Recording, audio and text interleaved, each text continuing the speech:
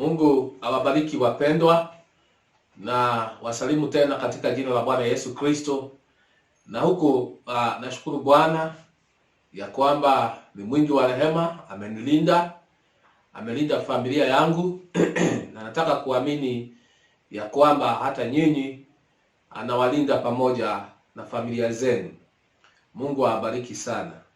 Sasa pasipo kupoteza wakati, ningetaka tukaweze kuomba ili tukaweze kusoma neno la Bwana. Hebu nituombe. Bwana wetu wa mbinguni, katika jina la Bwana Yesu Kristo, siku ile utakuja na kuchukua kanisa katika unyakuzi na kuipeleka katika karamu ya mwanakondoo. Dunia hii hakutakuwa na haja tena ya kukaa chini na kuhubiria watu. Hakutakuwa haja ya kusoma Biblia. Hakutakuwa haja tena ya kwenda makanisani mwetu. Itakuwa Bwana kuhubiriwa watu imefika mwisho. Itakuwa bibi harusi hayuko tena hapa duniani, na mahubiri ya kipekee ambayo yatakuwa yanaendelea hapa duniani itakuwa tu ni Musa na Elia wanahubiria wana wa Israeli kabla ya kuondoka kwa bibi harusi wa Bwana Yesu Kristo.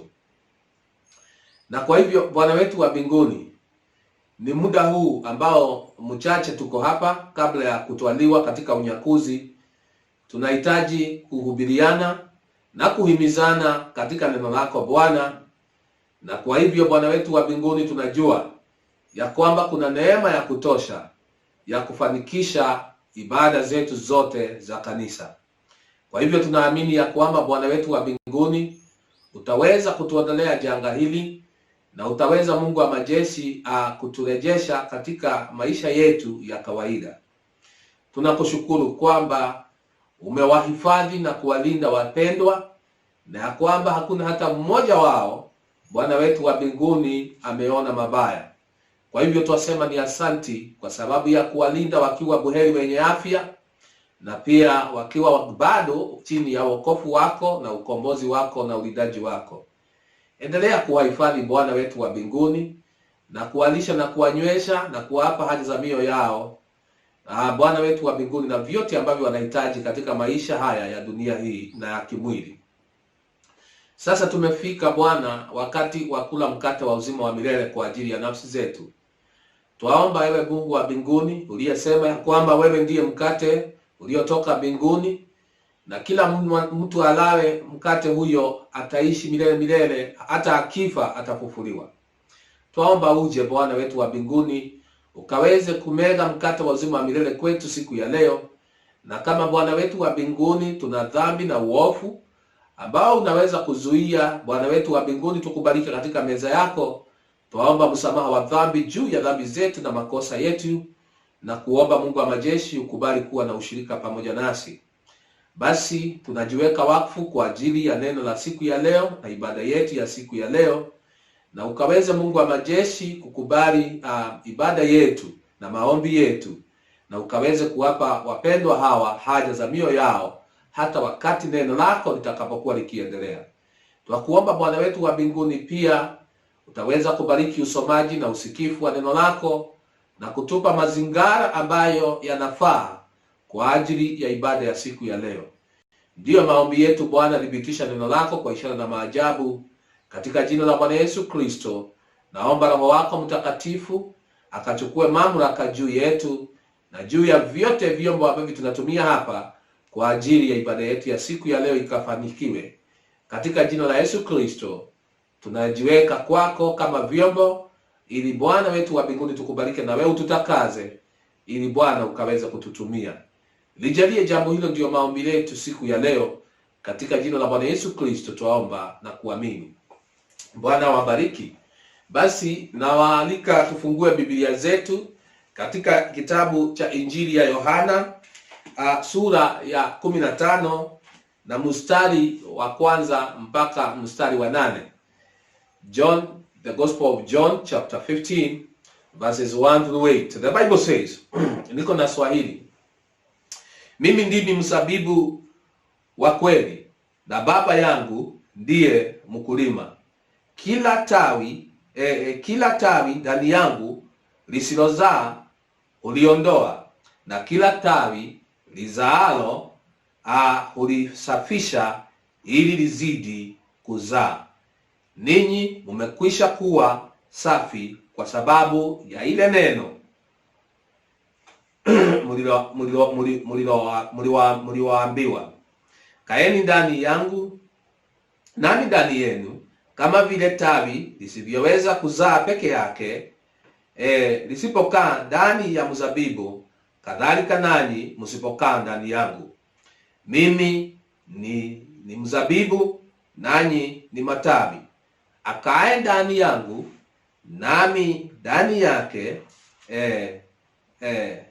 akae ndani yangu nami ndani yake, huyo huzaa sana, maana pasipo mimi hamwezi kufanya neno lolote.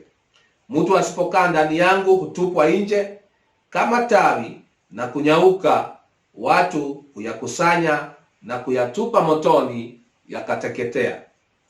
Ninyi mkikaa ndani yangu na maneno yangu yakikaa ndani yenu, ombeni mtakalo lote, nanyi mtatendewa. Hivyo hutukuzwa Baba yangu kwa vile msaavyo sana, ninyi mtakuwa wanafunzi wangu. Bwana abariki usomaji wa neno lake. Siku ya leo ninataka kuongea kuhusu matunda ya mti wa mzabibu. Matunda ya mti wa mzabibu na matawi yake. Matunda ya mti wa mzabibu na matawi yake, ama ukitaka the fruits of the vine tree and its branches. The fruits of the vine tree and its branches. Tunapoendelea na ujumbe wetu siku ya leo,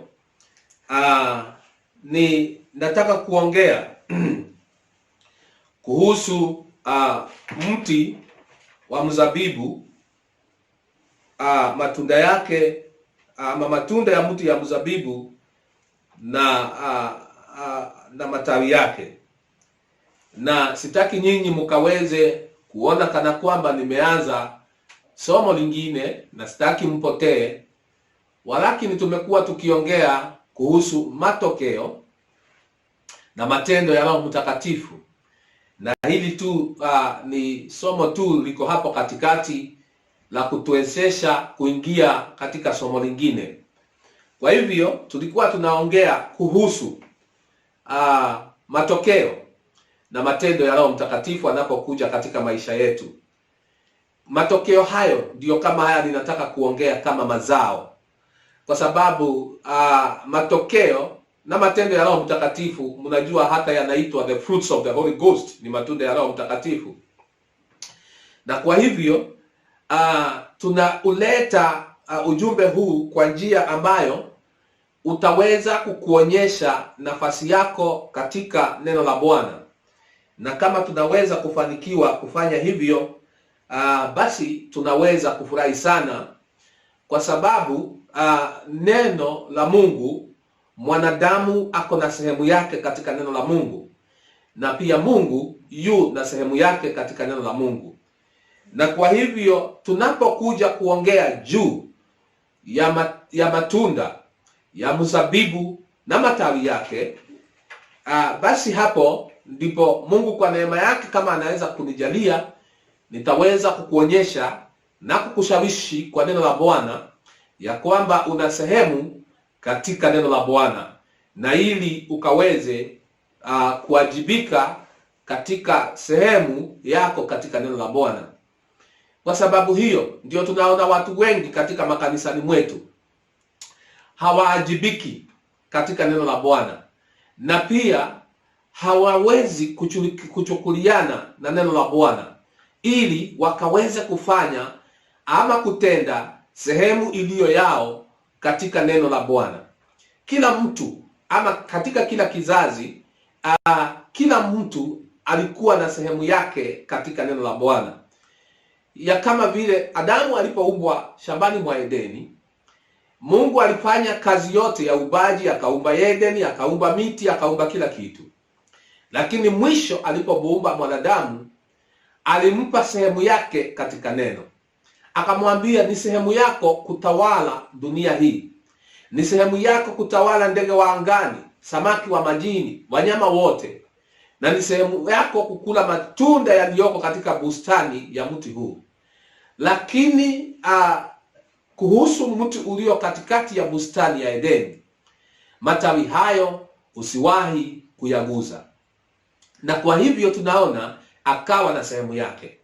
Noa aliambiwa ajenge Sabina. Mungu ndiye aliyeleta njia ambayo Sabina itajengwa. Ndiye aliyemwelekeza vipimo na miti atakayotumia. Sehemu ya Noa ilikuwa ni kufuata vile Mungu alivyosema na kuyatekeleza maneno ya Mungu kama vile Mungu alivyosema. Mungu alimuita Abrahamu, akamwambia atoke kwao akaweze kupelekwa katika nchi ya Kanaani. Basi inahitaji ya kwamba Mungu anaposema neno kwa mwanadamu, sehemu ya mwanadamu katika neno la Mungu ni kuliamini lile neno na kulitenda kwa njia ya imani na kwa njia ya utiifu. Na kwa hivyo tunaona ya kwamba katika kila kizazi mwanadamu yuna sehemu yake katika neno la Mungu ya kutenda.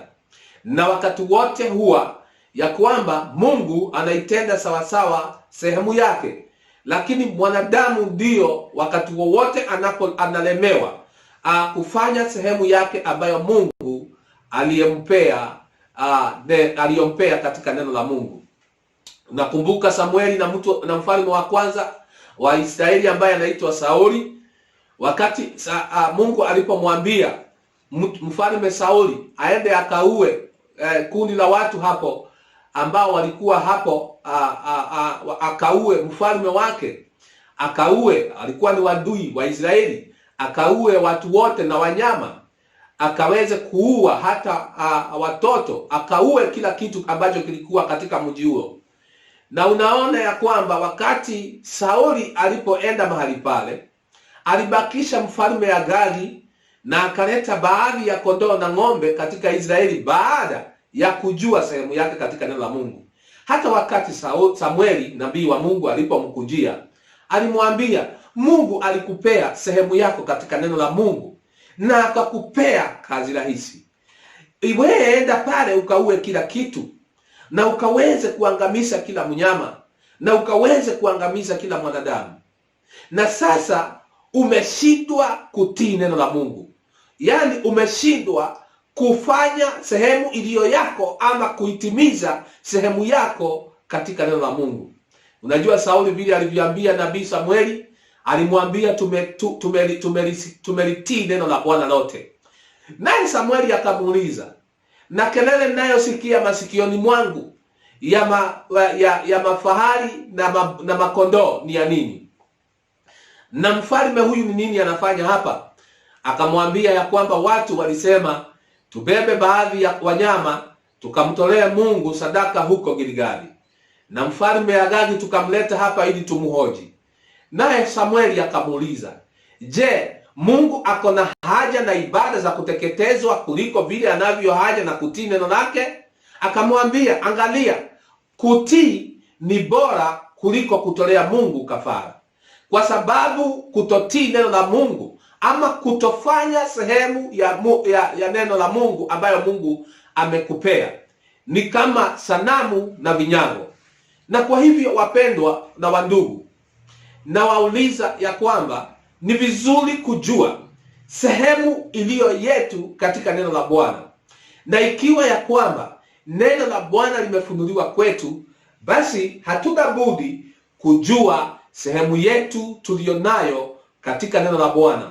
Na wakati wowote inaonekana mwanadamu ndiye ako shida, mwanadamu, Mungu anafanya sehemu yake, analileta neno kwa mwanadamu, anafunulia mwanadamu neno lake, lakini mwanadamu anashindwa kuandamana na neno la Mungu wakati wowote. Na hilo ndiyo jambo la kipekee ambalo hufanya wakati wowote neno la Mungu likashindwe na likakoze kutimia. lakini nakuonya, kwa sababu Paulo alisema kutotenda sehemu yako kwa njia ya kutoamini haiwezi kufanya neno la Mungu lisiwe la kweli. That's what Paul said in the book of Romans. Will the unbelief of the people make the word of God of none effect? He said no. So your unbelief will never hinder the word of God. You not doing the part of God which God has given you to do in the word of God. That will never make the word of God of none effect. For God is able to take another person and give him your part, and he will do it, and you get lost and you lose your life. So ni vizuri kujua tunapoongea kuhusu matokeo ya Roho Mtakatifu, matokeo na matendo ya Roho Mtakatifu, tujue ya kwamba tunawajibika na tuna sehemu yetu katika jambo hilo, kama vile ujumbe wa siku ya leo utapiga muhuri jambo hilo. Kwa hivyo wapendwa, tunamuona Sauli baada ya kutotii neno la Mungu, ama baada ya kukataa kufanya sehemu yake, unaona mwishoni maisha yake haikuwa salama. Na unajua alipokosa kutenda sehemu yake katika neno lake, alipoteza maisha yake. Watu hupoteza maisha yao, unaona, alipoteza. Na saa ingine wewe kutofanya sehemu ya neno ambalo Mungu amekupea kwa njia ya kutotii, kwa njia ya kutoheshimu neno la Bwana, kwa njia ya kutoamini, huleta maafa na kupoteza maisha yako na nafsi yako. Unakumbuka huyu mtu ambaye alikuwa anaitwa pia alikuwa anaitwa wakati Joshua walipoambiwa waingie katika mji wa Jericho na wakaweze kuharibu mji huo, lakini wakaambiwa dhahabu wamuhifadhie Mungu.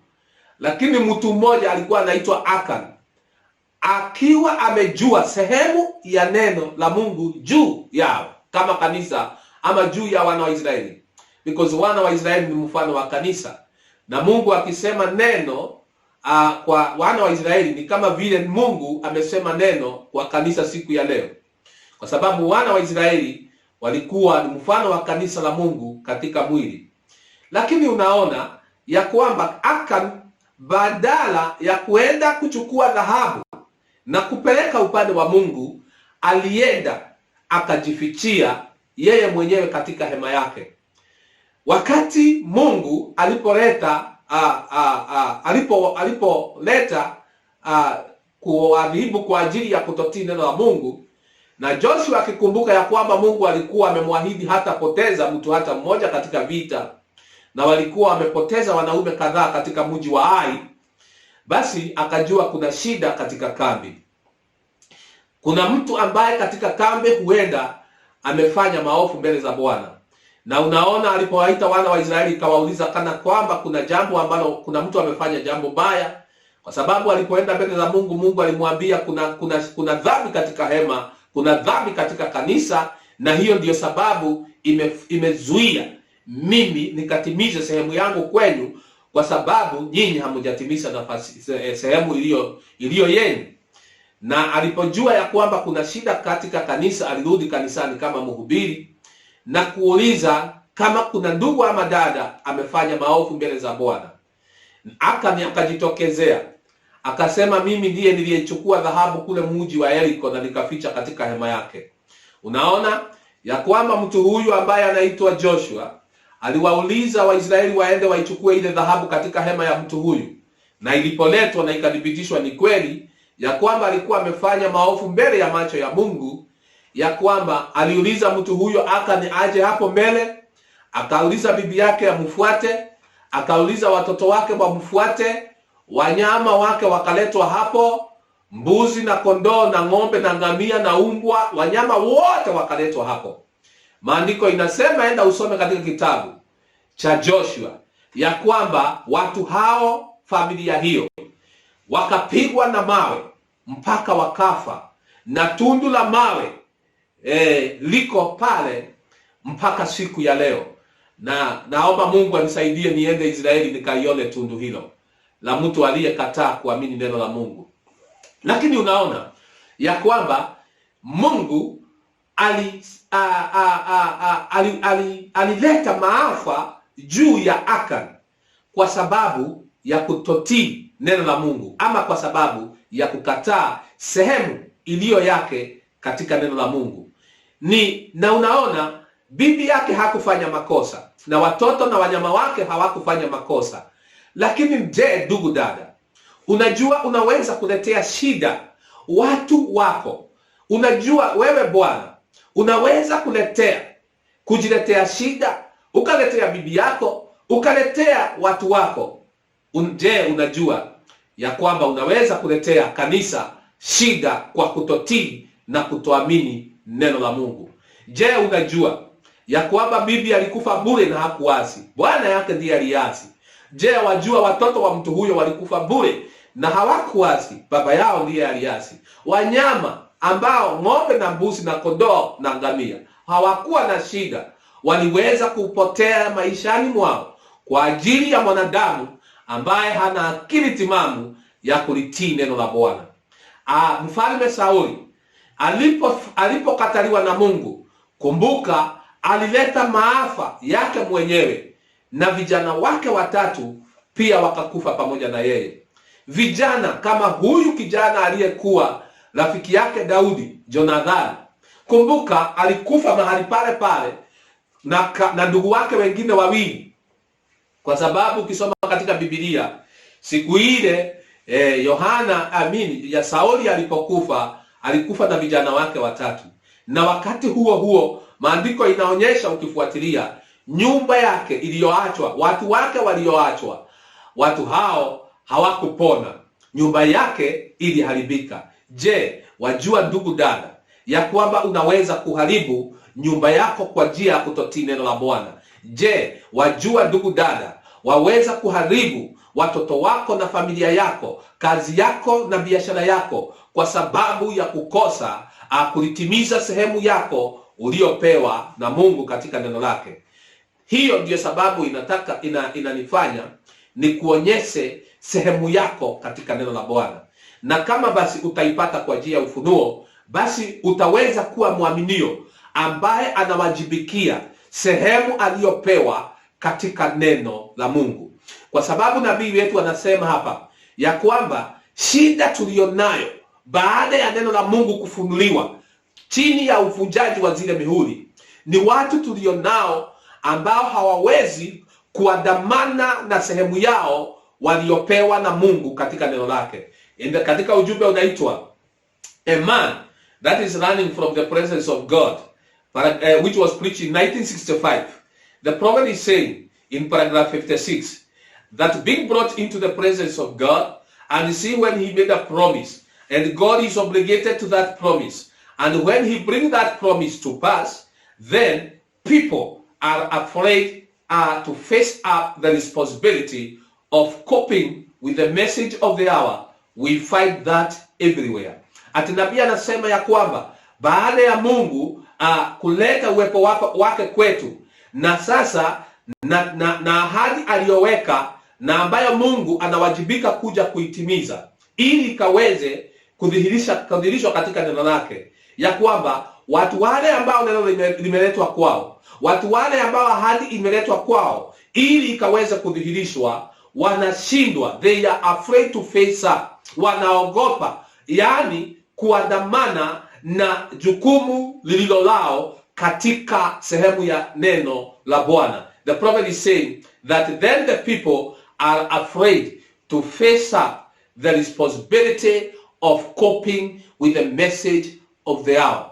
When the word of God is revealed to you, like it has been revealed to us in this last age, after the opening of the seal, which was the opening of the word, which was the third pool, which was the revealing of the Son of Man, which was the coming of the headstone, which was all what you can say.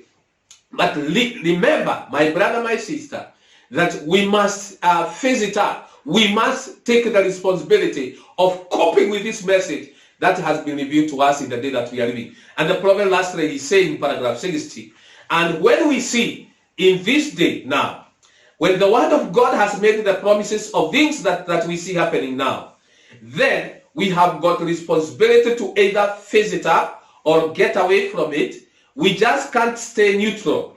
Some move has got to be made. You can't come to the church door and God, the same person, you come in. You are either far away or closer to God. Every time you come in or go out. And so we must cope with the word of God. We must cope with the message of the word of God, which has been revealed to us. And the prophet, in another message which is called God Provided a Place of Worship, which was preached in 1965, paragraph 240, the prophet is saying, what is the church? How do you get into it? And when you are in there, everything that Jesus Christ was, you are, even to be a son and daughter of God. And he became you that you might become him. The thing of it is you are scared to use it, or you are not cooperating with his word, and that won't do a bit of good. Unaona, nabii anatuambia ati jambo la kufanya baada ya Mungu kuja ili tufanyike neno, it is to cooperate with his word. And the prophet is saying it is not going to do us any good if we cannot cooperate with the word of God of the day that we are living. So we must know our position in the word of God. And after we know our position in the word of God, then we must take our position in the word of God, which is our position in Christ. And I told you last time, the prophet said in the message adoption, that our position in Christ is our position in the body of Jesus Christ, which is the heavenly places in Christ Jesus. And so, brethren, ni lazima tukaweze kujua sehemu yetu katika neno la Bwana, ili tukaitimize sehemu hiyo ya neno la Bwana, kwa sababu neno la Mungu haliwezi kudhihirika mpaka Mungu akafanya kazi na mwanadamu. Ndio sababu na kuonyesha ya kwamba matunda ya mzabibu haiwezi kutokezea mpaka mti ukafanya kazi pamoja na matawi yake.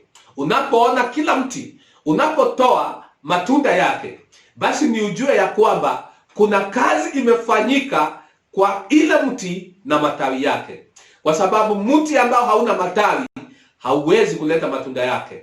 Ni lazima mti uwe ufanye kazi na matawi yake ili ukaweze kuleta matunda. Na Yesu Kristo katika maandiko ambayo tumesoma amesema, mimi ndiye mti na nyinyi ni matawi. Na anaongea kuhusu tawi lolote likao ndani yake, Yesu Kristo akiwa mti huo, huzaa, na lile ambalo halizai hukatwa na kuondolewa na kunyauka na kuchomwa. Lakini lile tawi ambalo linazaa, tawi hilo linaweza kuwekwa katika, linakaa katika mti na huzaa matunda. Kwa ajili hiyo unaona Mungu na mwanadamu wanashirikiana pamoja ili kufanya neno la Mungu likadhihirike. Na unajua nabii anasema ya kwamba kusudi lililomfanya Mungu akaweze kuumba mwanadamu katika dunia ni ili Mungu akaweze kupata nafasi katika mwanadamu ya kuweza kulitimilisha neno lake, ama kulidhihirisha ama kulielezea katika maisha ya mwanadamu. God created a man so that he can be able to express his word through a man. That is what our prophet is saying. In the message Ephesians church age, chapter 3, the prophet is saying, God's intention for his creation, man, is to express his word. In Genesis, Adam was given the word to live by. A life lived by the word would be word expressed. That is true. It is, that is true. That is true. Is it not? But did Adam live by the word? No, because he was to live by every word, and he failed to take heed to every word. Naona nabii anasema ya kwamba God's intention for creating a man in the Garden of Eden, in the book of Genesis, Adam was a man to live by the word of God, because a life lived by the word of God is the word of God expressed into reality. And so God created a man so that through a man God can express his word. And we see that when Adam rejected the word of God, God was not able to express his word through Adam. Na hiyo tunaona ya kwamba Adamu akashindwa kuchukua sehemu aliyopewa na neno la Mungu ili neno la Mungu likaweza kutimia. Naye Mungu alikuwa amemwambia namna gani? Siku ile utashindwa kufanya nilivyokuagiza, na ukachukue matunda ya mti huu na ukachune na ukakule, siku hiyo na wewe utakufa. Na kuambia, and this must be known and you must hear it well. If God give you a responsibility in his word of your age, and God need to express that portion of his word through your life, and then you don't want to take the responsibility of coping and cooperating with the word of God, as the prophet has said, then you are on the edge of losing your life. You have become useless. There is no way God can actually express his word through you if you are not coping with the message and cooperating with the word, the message of the day that we are living. And so we find you'll be like that useless branch in the vine that is cut away because it's not actually bringing forth any fruits, and then you are thrown away and you are being burned. Kwa sababu hiyo ndiyo tunaona ukiangalia mti ule wa mzabibu, ukiangalia jinsi ambavyo Yesu Kristo alivyofundisha kuhusu huyo mti wa mzabibu, unaona ya kwamba uko na sehemu katika neno la Bwana. Na ndio unaona ya kwamba Roho Mtakatifu ambaye tumekuwa tukimzungumzia, what is the Holy Ghost, believing or receiving the Holy Ghost, the results and the action of the Holy Ghost, we are talking of all these things so that you can see your position in the part the Holy Ghost want to give you, because you have a part that the Holy Ghost is going to give you, and you must do your part. You must play your part. God has played his part by giving you the baptism of the Holy Ghost. So you must receive the Holy Ghost. So through you, we can see the results and the actions of the baptism of the Holy Ghost. It is through the disciples, it is through the acts of the apostles that we are able to see the results and the action of the Holy Ghost. It is when God and man are working together, as I told you last time, that the purpose of God sending the baptism of the Holy Ghost was actually to make man a co-worker with him. And as I told you last time, that in the message, what was the Holy Ghost given for, which was preached in 1959, paragraph 30, the prophet said here, that the purpose of the Holy Ghost, it is the Father again, God the Father dwelling in you, working out his plan to finish the plan of redemption. That means we have a part in the Word of God. For God to finish up his plan of redemption, we have a part in God finishing his plan of redemption through us by the baptism of the Holy Ghost. And the prophet said that is the purpose of why the Holy Ghost was given for. The Holy Ghost was given to us.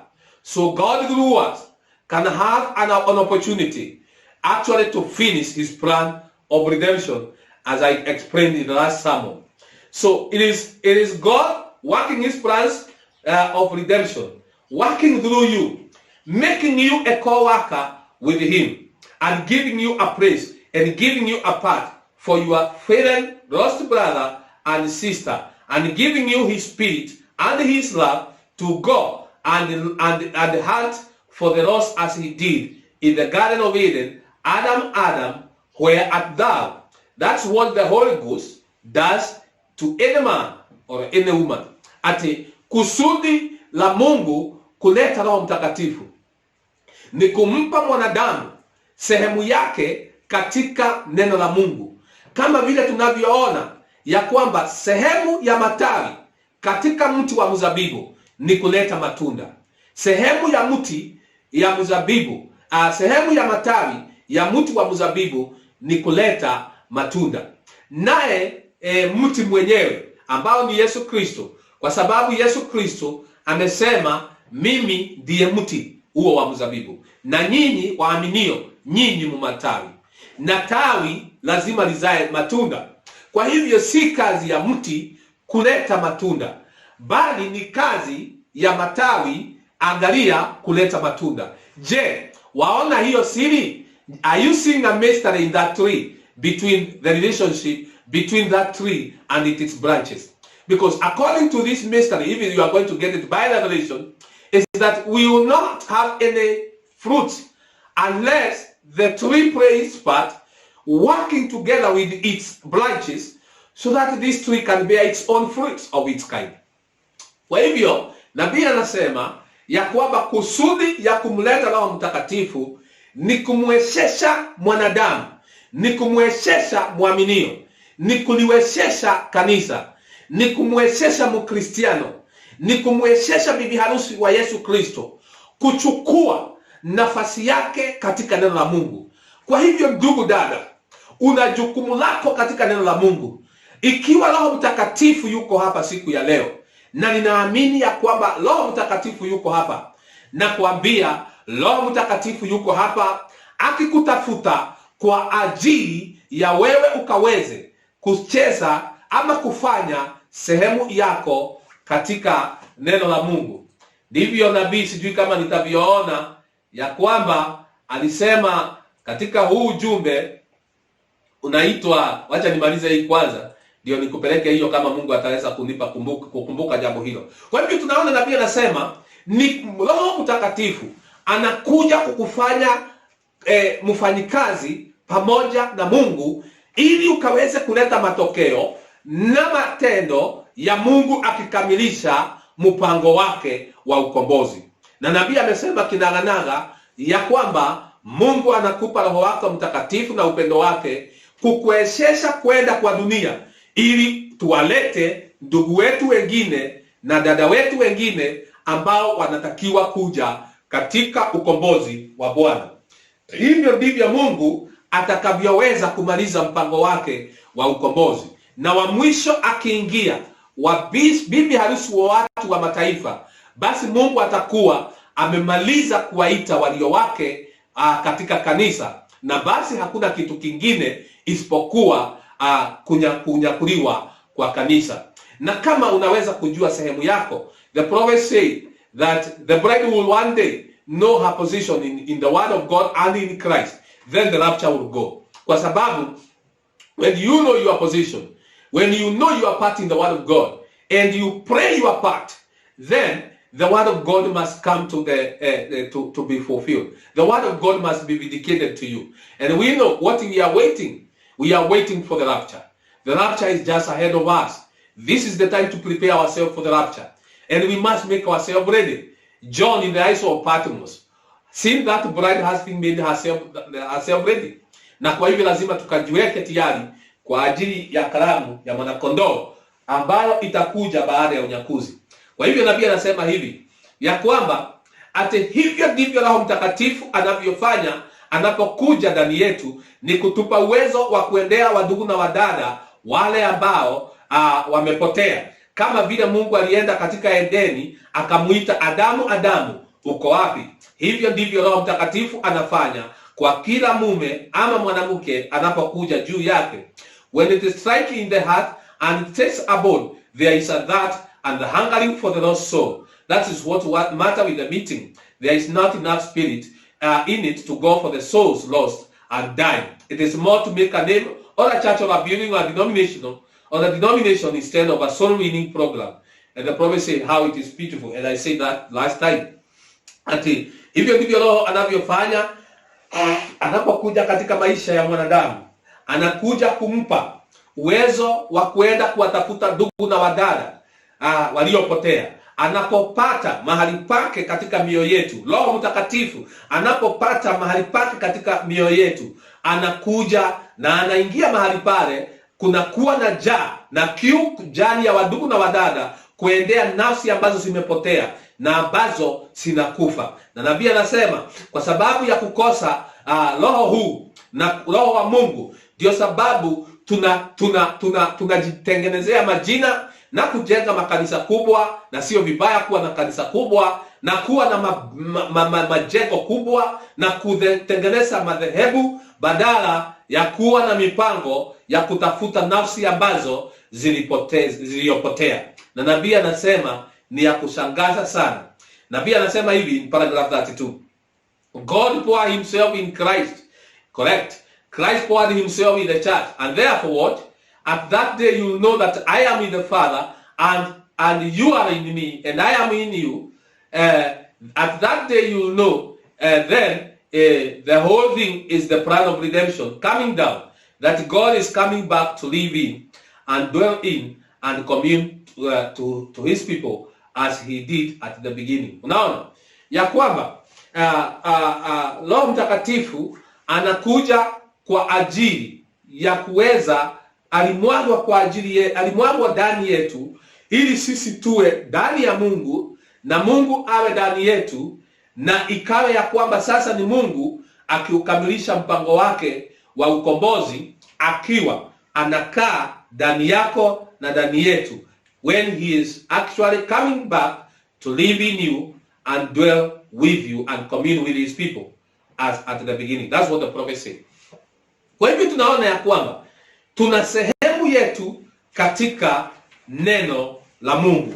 Ndiposa unaona tukirudi katika yale maandiko ambayo tulisoma katika kitabu cha Yohana, maandiko inasema, nikijaribu tu kurudi pale kwa njia fupi ni kuonyeshe sehemu yako. Maandiko inasema, mimi ndimi mzabibu wa kweli, Baba yangu ndiye mkulima. Kwa hivyo Jesus Christ himself is calling himself the tree of the vine tree. Jesus himself, he is taking that part of being that tree, and he is giving the church its part in that tree. And he's saying, kila time, let me start with verse 5 so that I can come to verse 1. Verse 5 say, mimi ni mzabibu, ninyi ni matawi. Automatically you must take your position in that scenario. If you are going to get it. Nabii anasema ya kwamba yeye Yesu Kristo anasema ya kwamba yeye ndiye mti wa mzabibu, na kanisa lake, waaminio wake, wafuasi wake, wale ambao ni bibi harusi wake, anasema na nyinyi ni matawi.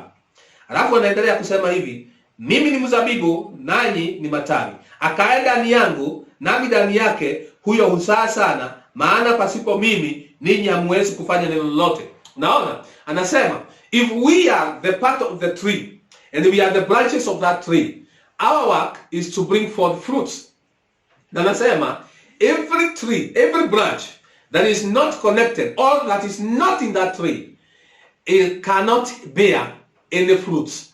Kwa hivyo, and the only way, remember, we can be connected to the tree, which is Jesus Christ, the Word of God. The only way as a believer, you can be connected back to the Word of God, so that you can bring the fruits of the Word of God. Because Jesus Christ, remember, in a tree, there is a life that's flow from the roots upwards to the branches and to the leaves, and until we come to the fruition of the tree. And then, remember, brethren, kwa hivyo sehemu yetu, tuna sehemu katika neno la Mungu ya kuzaa matokeo na matendo ya Roho Mtakatifu kama matunda ya ule mti. Na kwa hivyo Yesu Kristo, kazi yake ni kusaidia matawi, kazi yake ni kubeba matawi, kazi yake ni kutafuta riziki na kila kitu ambacho matawi yanahitaji, ili matawi ya kule yakaweze kunawiri, ili yakaweze kutoa maua na kuchanua na kuleta nini? Na kuleta matunda. Kwa sababu lazima kanisa, mwaminio, bibi harusi, akaweze kuzalia Roho Mtakatifu tunda la siku ya leo katika ujumbe wetu wa siku ya leo. Kwa hivyo tunaona ikiwa Yesu Kristo ndiye tunda, ndiyo mti wa mzabibu, na sisi tu matawi ya mti ule, sisi ndiyo tuko na wajibu wa kumzalia Mungu matunda. Sisi kama kanisa, sisi kama waaminio, ndio tuna jukumu la kuzaa matunda ya Roho Mtakatifu. Kama vile unavyoona katika kanisa la kwanza lililozaliwa baada ya siku ya Pentekosto, ndilo lilikuwa na jukumu la kuzaa matunda ya Roho Mtakatifu. Na nilikuambia matunda ya Roho Mtakatifu ama matendo ya matokeo ya Roho Mtakatifu ni matendo ya mitume, ni matendo yaliyotendwa na mitume. Na tuliona na wewe ya kwamba matendo haya yaliyotendwa na mitume hawakutenda peke yao, Mungu alifanya kazi pamoja nao. Kwa hivyo wapendwa, lazima tuchukue sehemu yetu tuliyopewa na Mungu siku ya leo katika ujumbe wetu, tukaweza kuifanya ili neno la Mungu likadhihirike wakati wa siku ya leo.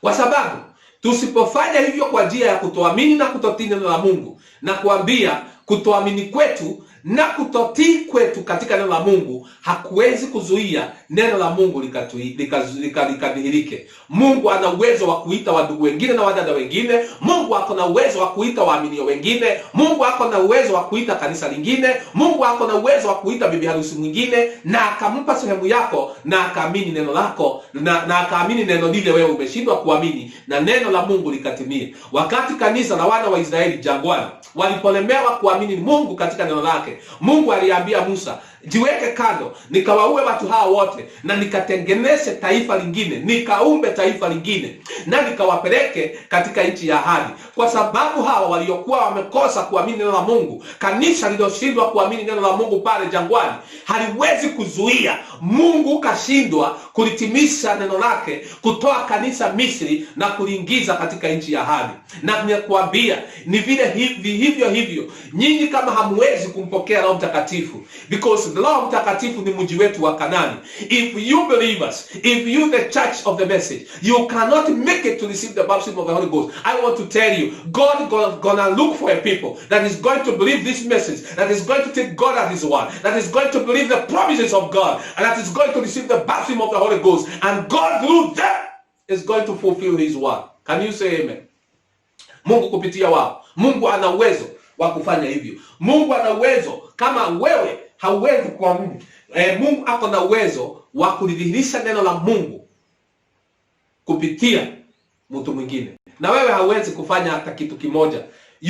Wewe mtu binafsi, kutoamini kwako hakuwezi kuzuia Mungu akaweze kulitimiza neno lake. There is no way you can do actually to make the word of God of none effect. Your unbelief will never hinder the word of God. The prophet says something like that in the book of Unbelief Does Not Hinder God, which was preached in 1962. Listen to this, my brethren. Because we must take the responsibility of believing God and taking God at his word. And if we cannot do that because of our unbelief, because of our disobedience, then our unbelief cannot hinder the word of God. You cannot actually hinder the manifestation of the word of God. You know, God has shown by himself in the book of Luke chapter 21 verse 3. What does the Bible say? Ya kwamba mbingu na dunia zitapita, lakini neno langu kamwe lazima litatimia. Kwa hivyo Mungu ameapa, hakuna kitu ambacho kitaweza kuzuia neno lake likaweze kukosa kupita ama kukosa kutimia. Sio hata kutotii kwako, sio hata kutoamini kwako. Kwanza wewe kutotii neno la Mungu ama kutoamini neno la Mungu ni kujiharibu na kujiua, kwa sababu watu wale ambao wamewahi kushindwa kulitimiza neno la Mungu hawajawahi kuona. Sikiza, the prophet is saying in this message, unbelief does not hinder God, which was preached in 1962. Paragraph 47, the prophet is saying, you are controlled by two elements. You either believe or do not believe. Let's take unbelief and see what it does. It creates worry, and it brings oppression, and it can't help you at all. There is no value in unbelief. Unaona? And the prophet continued to say here, unbelief never stopped him in paragraph 55, that he's talking about Jesus Christ. when he was here on earth. The unbelief of the people, the prophet is saying here, unbelief never stopped him. He just kept light going on. He healed the sick and raised the dead and cleansed the lepers and went on. And when they didn't believe, such thing could happen, and the unbelief didn't stop Jesus at all. He went right on doing just what he was supposed to do. Never bothered him a bit. You see, unakumbuka wakati maandiko inasema katika kimoja ya kitabu za Injili ya kwamba Mungu Yesu Kristo aliporudi katika mji wake aliozaliwa hakufanya kitu chochote kwa sababu ya kutoamini kwa watu. Lakini unaona nabii hapa anasema wakati Yesu alipokuwa hapa duniani na Wafarisayo, Masadukayo, waandishi wa barua na wale makuhani Wayahudi walipokosa kumwamini, kanisa lake lililokosa kumwamini, Mungu hakusimamisha neno lake. Mungu aliendelea tu na kutimiza neno lake. Aliendelea kuwaponya wagonjwa, kuwafufua wafu, kuwatakasa wenye ukoma, kama vile neno la Isaia lilivyokuwa limetabiri angekuja kufanya. Kutoamini kwao, kutoamini kwa kanisa la Wayahudi hakukuzuia Yesu Kristo, Mungu katika mwili, kuja kulitimiza neno lake, bali kwa wao they had worry and oppression. The prophet says in paragraph 66, unbelief does not destroy God. It doesn't destroy his plan. It doesn't destroy his works. It only destroys the unbeliever. Unbeliever is unbelief only destroys the unbeliever. You see, the prophet is saying here that the unbelief does not destroy God. It does not destroy his plan nor his work. It destroys the unbeliever. Unbelief destroys the unbeliever. Kwa hivyo, if you want to be in delusion of Satan and in destruction of Satan, just unbelieve this message. Just do not believe this message and you are in for destruction. Your unbelief will destroy you. You will lose and you will perish. You will lose your life because of unbelief. And I want to tell you, if you are hearing me with the right kind of senses, you are supposed to come out of your unbelief and repent of your sins of unbelief and tell God, forgive of my unbelief, because unbelief will destroy you. The prophet say here that unbelief will never destroy God, never destroy the word of God, will never stop the plan of God, not stop the work of God, not stop the manifestation of the word of God. But the unbelief you have in your life will always destroy you, unbeliever. And finally the prophet is saying here, unbelief does not destroy God. It does it just destroy the unbeliever. Paragraph 43. And it did just in the days of Noah. Noah was a preacher of righteousness. And those who heard the word of the Lord and prepared the word of the Lord and prepared an ark for the saving of his household, what did he do? What did he do while he prepared his ark? He preached to the unbelievers. Noah was a critical addict up to those unbelievers. But the only thing the unbelief did was to bring judgment on the earth. And the very judgment that destroyed the unbeliever was the only means of saving Noah. Ati unaona, kutoamini hakuwezi kumharibu Mungu ama kufanyia mpango wa Mungu na kazi yake isimame, wala neno lake alivyolisema. Lakini kutaweza kumharibu mwenye kutoamini neno la Mungu. Ataangalia siku ya Noa, wakati Mungu alipoamwambia Noa akajenga Sabina. Na ya kwamba nabii anasema ya kwamba Noa akiwa mhubiri wa siku ile aliwaambia watu ya kwamba kuna kuja uharibifu wa maji. Na ya kwamba Mungu ameagiza wajenge Sabina, waingie ndani yake ili waokolewe. Walikataa. Unakumbuka maandiko inasema they made fun of him, they ridiculed him, and you know what happened in the days of Noah. Ya kwamba walimcheka kwa miaka 120. Look at the grace of God and the mercy of God upon that generation. A message that was given to them for 120 years. Because the time taken for building that was 120 years. And nobody dared save himself. The generation passed on. And nobody dared save himself. Mhubiri anahubiri ujumbe kwa miaka 120 na hawezi kuokolewa. ujumbe huu umefunuliwa kwetu tangu mwaka wa 63. Unatakiwa kutumia ujumbe huu kujiokoa nafsi yako, na kama haujiokoi utaenda kwa Mungu na atakuuliza, kwa nini nilituma neno langu na hukusikia na ukaweze kujiokoa? Nabii anasema hapa ya kwamba ati watu wakati wa Noa waliharibiwa na yale maji yaliokoa mtu ambaye anaitwa Noa. Maji yalifanya kazi mbili. Maji yale ambayo yalikuwa yanaleta hukumu kwa waasi ambao walikataa neno la Mungu wakati wa Noa, maji hayo ndiyo yaliinua Sabina ya Noa, na Noa na familia yake wakaokolewa. Na basi unaona neno hili ambalo makafiri msioamini ujumbe huu mlioko katika makanisani mwetu mnakataa kuamini, neno hili ndilo litakuja kuhukumu.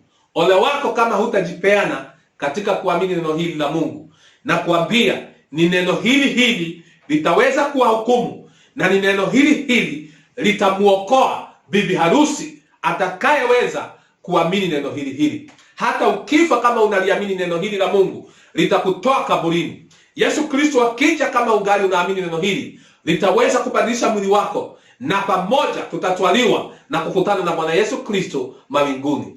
The prophet is saying, the very water that judged the day of Noah is the same water that actually saved Noah.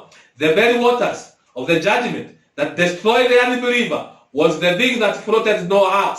So it just destroyed the unbeliever.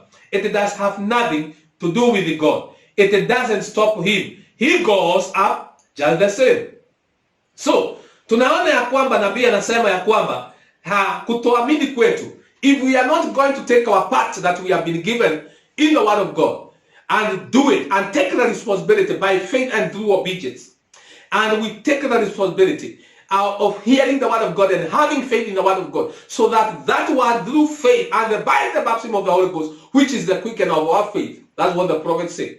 The Holy Ghost is given to you to quicken your faith to the promise of the day, to the word of the day you are living. That's what the prophet said. I can give you such quotes. But you see, my brother, my sister, ya kwamba lazima tukaweze kuwajibika kuchukua neno la Mungu, sehemu yetu ambayo tumepewa katika neno, kwa sababu maandiko inasema Yesu Kristo yeye ndiye mti wa mzabibu, lakini sisi ndiyo matawi. Kwa hivyo Yesu hawezi kudhihirisha neno lake peke yake. Mungu hawezi kudhihirisha neno lake pasipo matawi, ambayo ni wewe na mimi, ambayo ni kanisa, ambayo ni muaminio, ambayo ni wakristiano, ambayo ni bibi harusi wa Yesu Kristo. Neno la Mungu haliwezi kutimilika mpaka likaweze kupata matawi ya kulizaa, na matawi hayo ni mimi na wewe, kwa sababu Yesu Kristo anasema ya kwamba sisi ndiyo matawi, na tukizaa matunda ya mti huu tutazaa matunda ya uhai ulioko ndani ya mti. Na kwa hivyo wapendwa na wandugu na wadada, we must have faith in this message. We must have faith in the word of God, which has been revealed to us in the day that we are living. Because if we don't do so, and with our unbelief and disobedience, then we are going actually to go to destruction, and we will lose our lives. And you know, at long last you go to hell. So you better take your position in the word of God. And the position you are supposed to take is to take God's and his word and have faith and his word, and God, by the baptism of the Holy Ghost, he is going to bring that word to come to life. That's why we have been given the baptism of the Holy Ghost. To do what? The baptism of the Holy Ghost. All the work of the baptism of the Holy Ghost. Sikutaka kukupa hii nukuru, lakini kitu kinaniambia nikupee tu hata hivyo. The work of the Holy Ghost, the reason why we are given the Holy Ghost is for the Holy Ghost to quicken our faith after you take your part by believing in the word of God and by having the faith in the word of God, the part of the word of your day.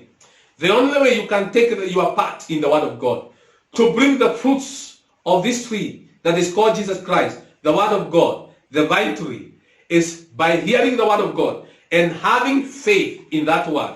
And then go through the life that comes through the roots, you know.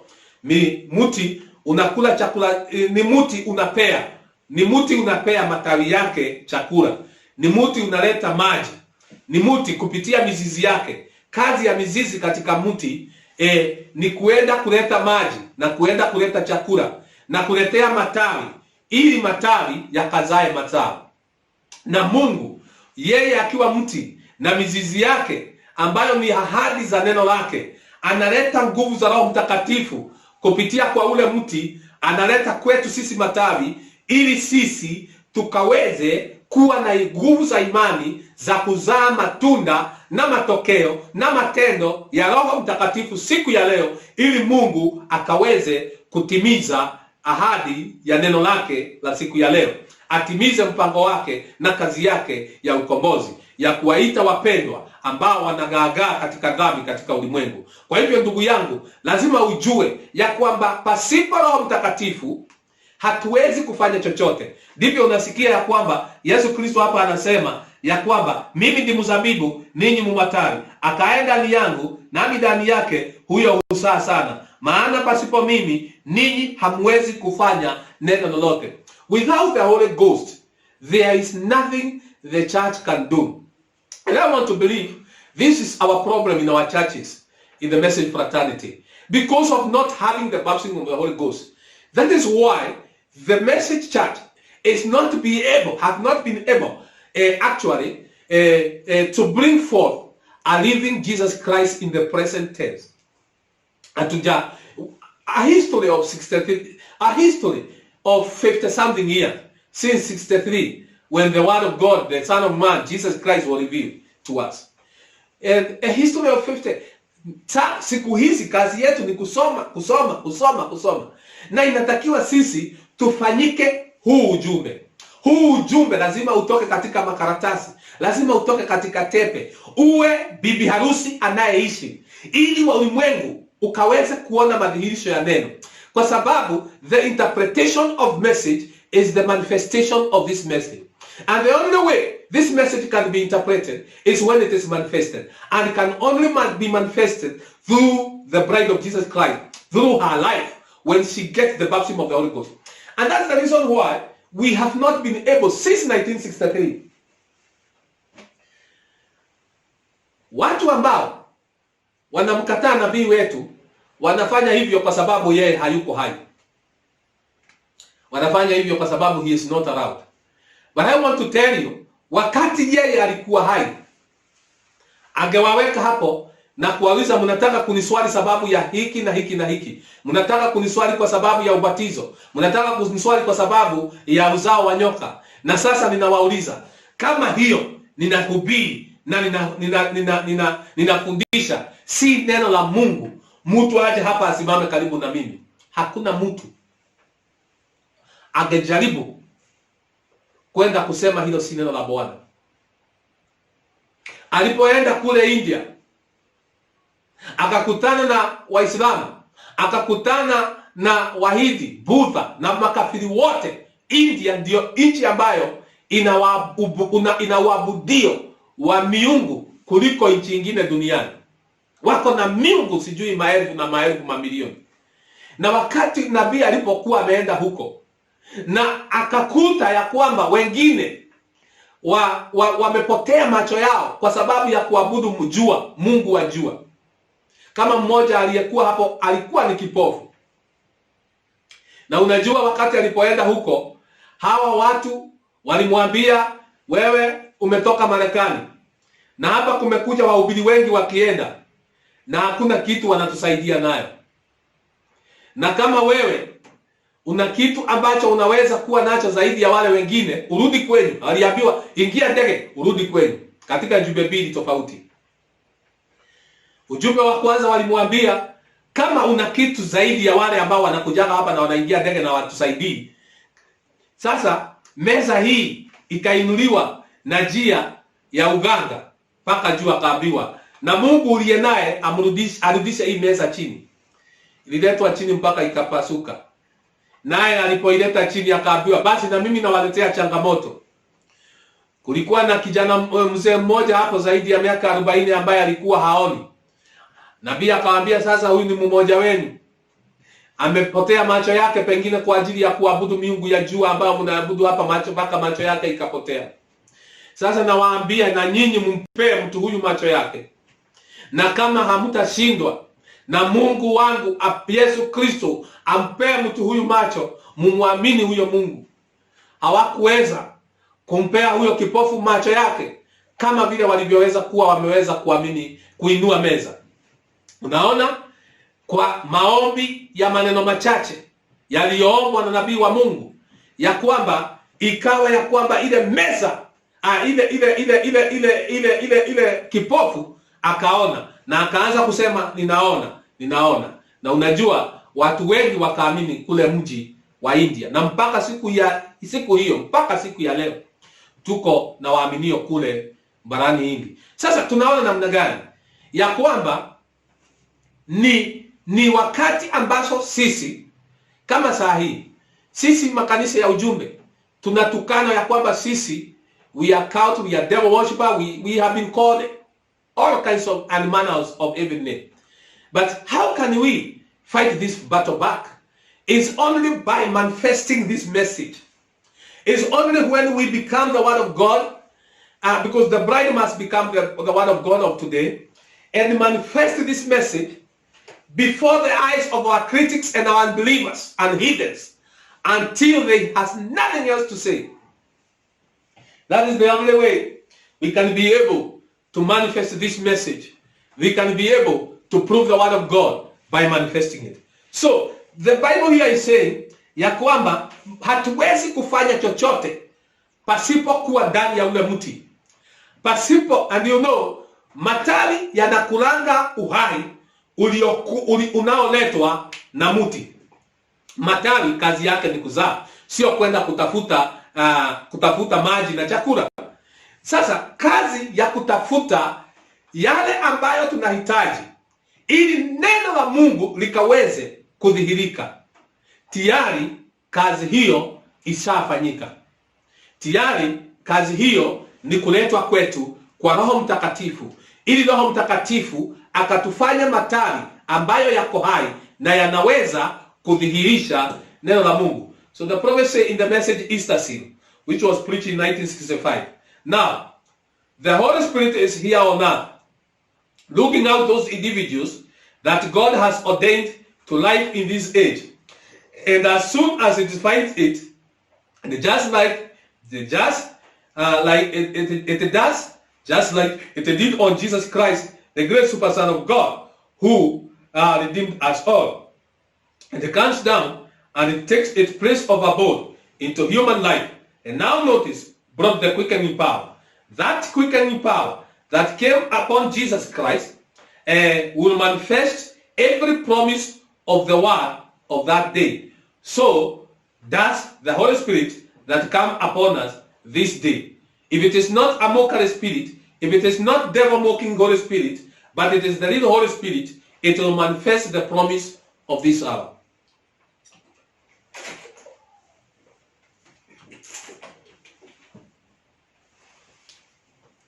Unaona, nabii katika kitabu ujumbe huu muhuri wa Pasaka ambao ulihubiriwa mwaka wa 65 anasema hiyo ndio sababu Roho Mtakatifu yuko hapa duniani.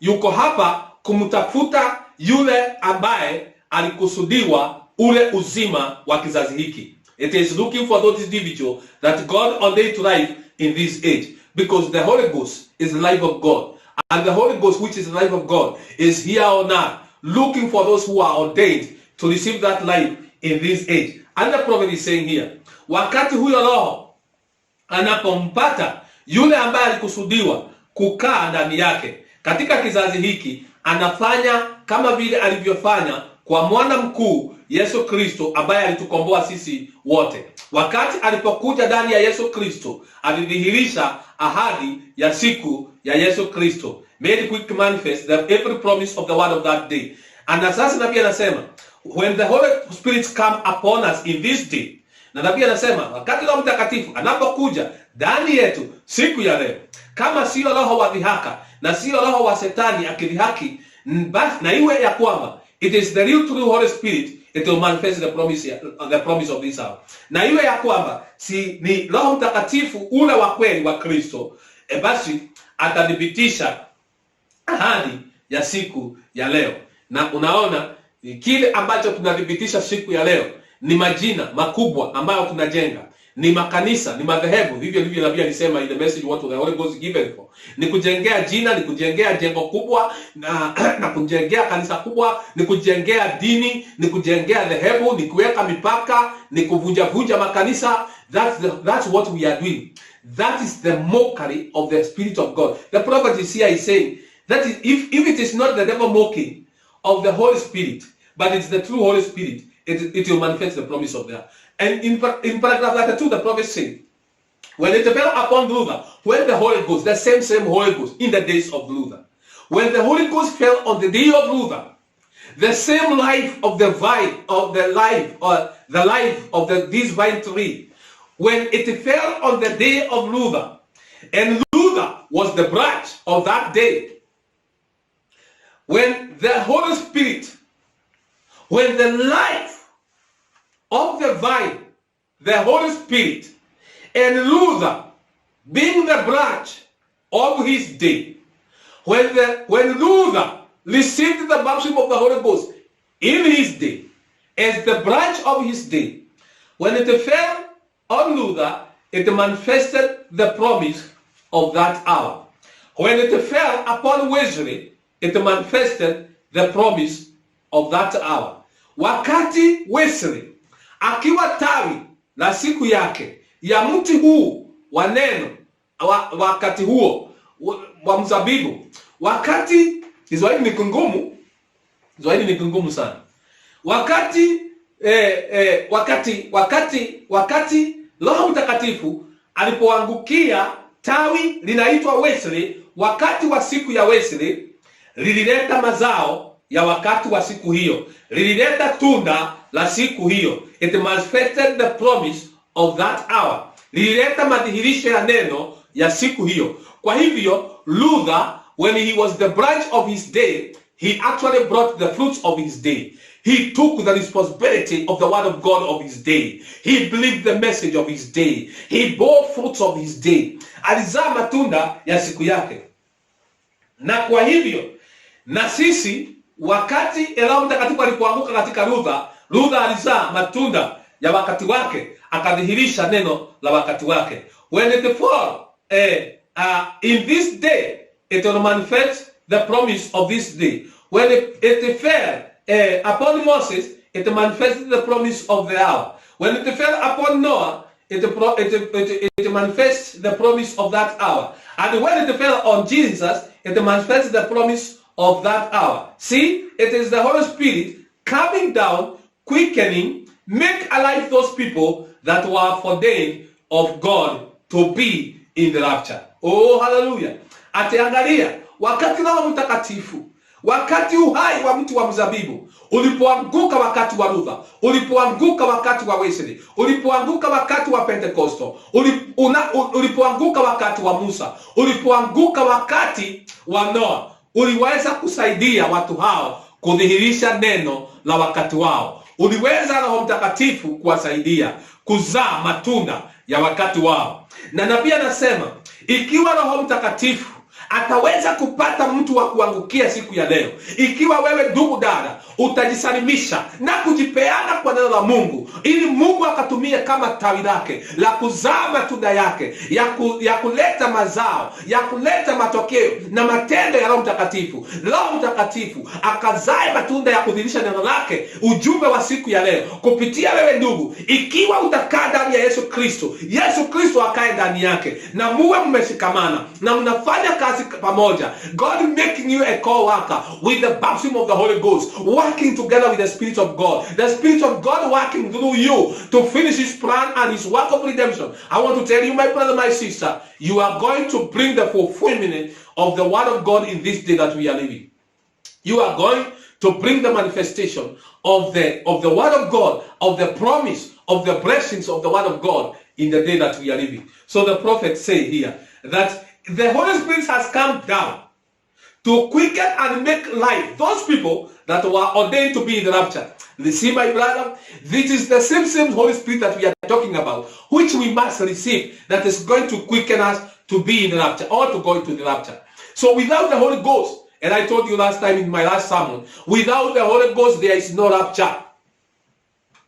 I want to tell you, without the Holy Ghost, there is no rapture. So what are we talking about, my brethren?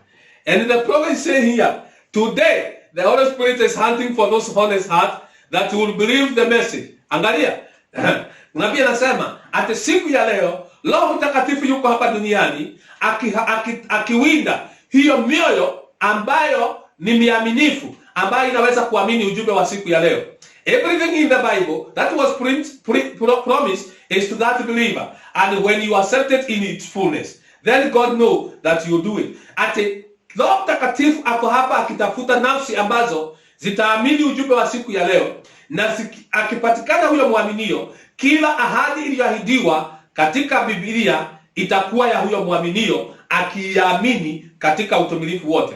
So we must believe the word of God in its totality and into its fullness. Then the prophets continue to say here, and God knows that you'll do it. He give you the upside to that. And when the promise that made is in your position, and the Holy Spirit is there to quicken you to that. And what kind of the people that we are supposed to be? Na nabii anasema ya kwamba ikiwa ya kwamba Roho Mtakatifu amepeanwa kwako ili akaweze kuhuisha neno la Mungu kwako, basi tunatakiwa kuwa watu wa aina gani?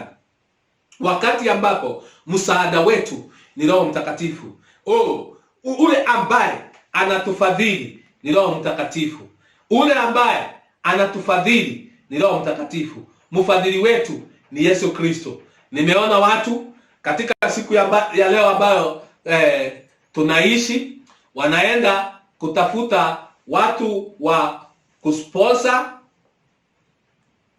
Si ajabu waaminio wengi wamepoteza wameachana neno la Mungu wakitafuta watu wa kuwafadhili. Na Yesu Kristo ndiye mfadhili wetu. Katika ujumbe unaitwa Let Your Light Shine Before Men. I was trying to look for that quote, but I am not seeing it. But I can tell you what the prophet is saying in that quote. The prophet says in that quote that our sponsor is our Lord Jesus Christ. And I've seen churches, I've seen many pastors going away astray against the word of God just because of the sponsorship they are receiving from people that are sponsoring their churches they are meeting. I better stay without any sponsor and stick in the word of God and stick with the word of God, because Jesus Christ, the prophet say, is our sponsor. Is that in that message you can go and search in your own time. In that message, let your light shine before men, the prophet said that Jesus Christ is our sponsor. He is going to give you everything that you need. Everything that you need. So that you can be able to bring the word of God into manifestation. So going back to my message. So we have a responsibility. We have a part. Tuko na wakati. Tuko na mahali petu pa kuchukua katika neno la Mungu. Na ukumbuke hakuna tawi ambalo linaweza kuzaa matunda tofauti na ule mti uliozaa hilo tawi. Hiyo ukishika itanisaidia sana katika mahubiri yangu ya kuendelea.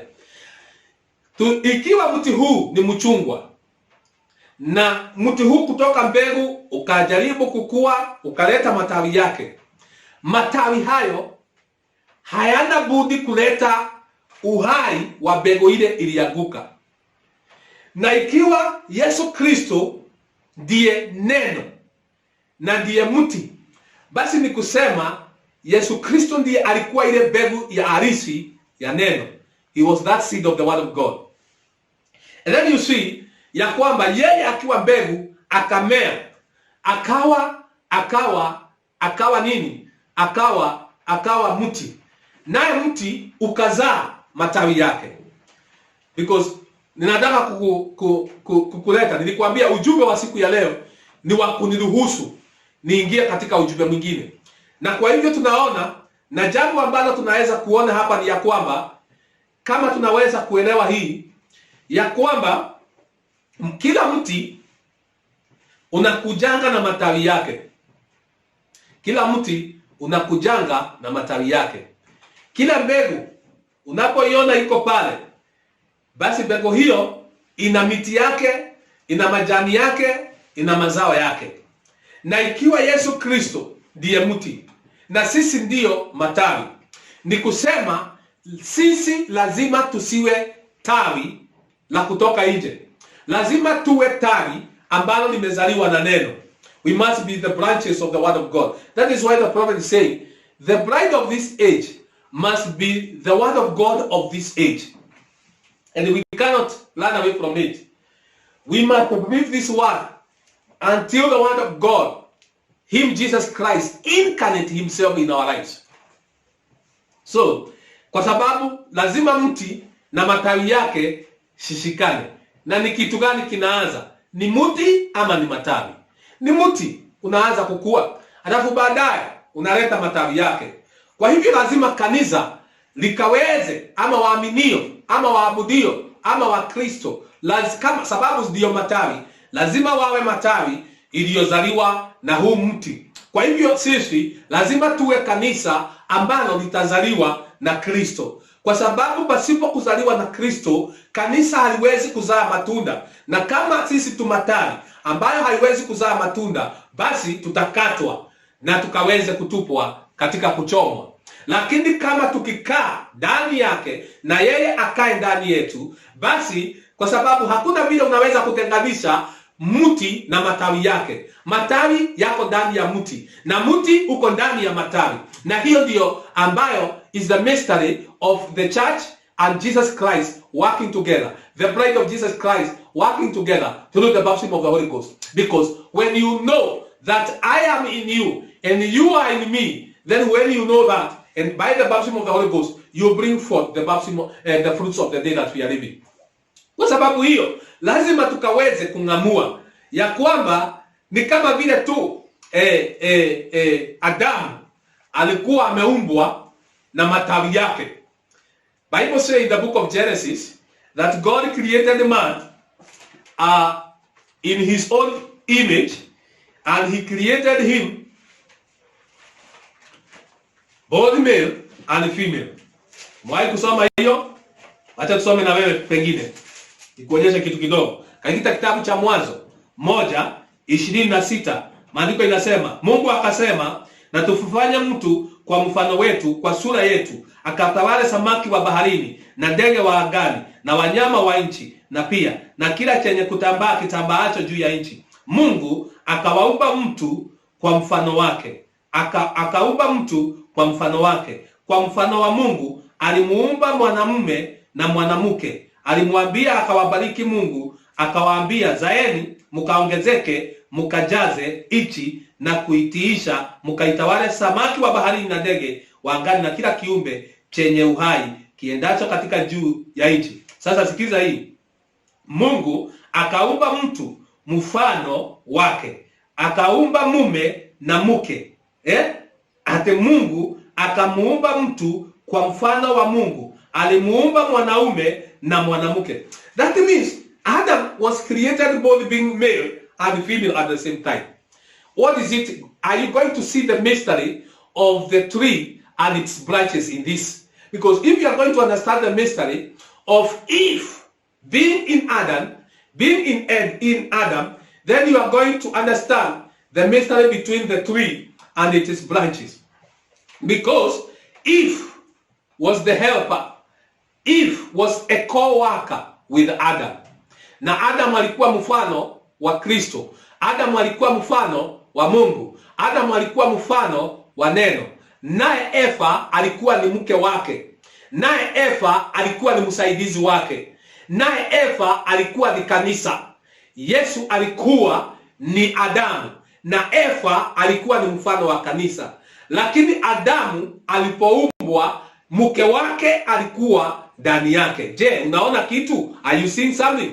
Wakati mti huu wa mzabibu unapotokezea, matawi yake ya kuzaa yamo ndani yake, na ilibidi Adam akaweze kulala ili mke wake akatolewe. Na wakati Adamu mke wake alitolewa, basi alitolewa kwa sababu gani? Kwa sababu Adam hangeweza kuzaa wakati mke wake agali ndani yake. Alimtoa mke wake ili akaweze kuzaa, kwa sababu kumbuke, Adamu alikuwa amebarikiwa na akaambiwa azae na ajaze ulimwengu. Lakini Adam hawezi kufanya kazi hiyo asipokuja mfanyikazi mweza Hawa, ambaye ni mfano wa matawi, ambaye ni mfano wa mwaminio, ambaye ni mfano wa kanisa, ambaye ni mfano wa bibi harusi, ambaye ni mfano wa Mkristo. Kwa hivyo Eva alikuwa na kazi ya kumzalia Adamu watoto. Kanisa liko na kazi ya kumzalia neno, mzabibu, Yesu Kristo, matunda ya siku ya leo, watoto wa siku ya leo, na matunda hayo ni madhihirisho ya ujumbe wakati wetu. Kwa hivyo wapendwa, kwa sababu lazima tujue ya kwamba Adamu alikuwa ameumbwa, Eva alikuwa ameumbwa akiwa pale ndani ya Adamu. The prophet says something. I want to give you something. In the message, the cruelty of sin and the penalty that it cost to rid sin from our lives, which was preached in 1953, paragraph 6, the prophet said, and the man, he was lonesome. So he made him a wife, a helpmate, take him from the side of the rib, and made a woman. A beautiful type there. You know all the type of God taking from his side of Christ, the bride. God opened Adam's side, take a rib, which a man has one less rib than a woman in the structure of the body. And now God opened up the side of Christ at Calvary and taken out the bride, the church, that comes through the blood of Christ in the body of Christ. In the Christ, the mystery of God revealed, paragraph 187, which was preached in 1963, the prophet said, how did he? What happened in the prefigure now? He opened Adam's side and took part of his flesh, which was Adam, to make Eve. The bride has to be the one, for he is the one. She cannot stand on creed. She cannot stand on denomination. She cannot stand on good behavior. She has to stand alone on the word, because he is part of it. She was taken from Christ. Paragraph 413, in the same message, Christ, the mystery of God revealed, the prophet said, look, God in his body, Christ, and Christ in his body, the bride. Oh my, God made manifest in Christ. Christ made manifest in the bride.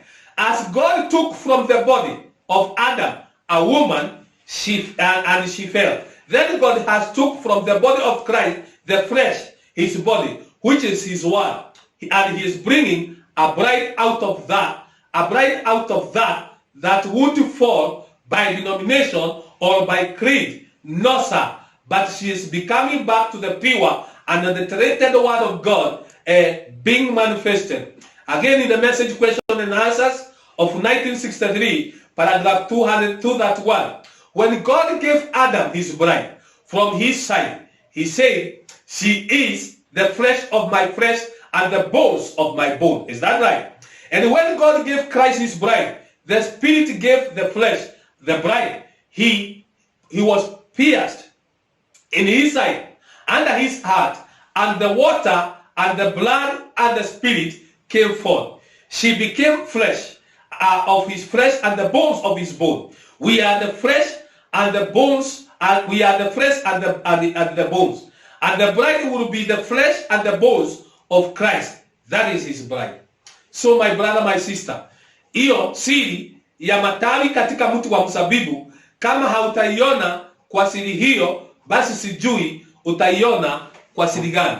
Kwa sababu kitu ambacho tunaona ni ya kwamba siri ya mti na matawi yake inafunuliwa pale tunamuona mwanamke aliumbwa akiwa ndani ya mwanaume.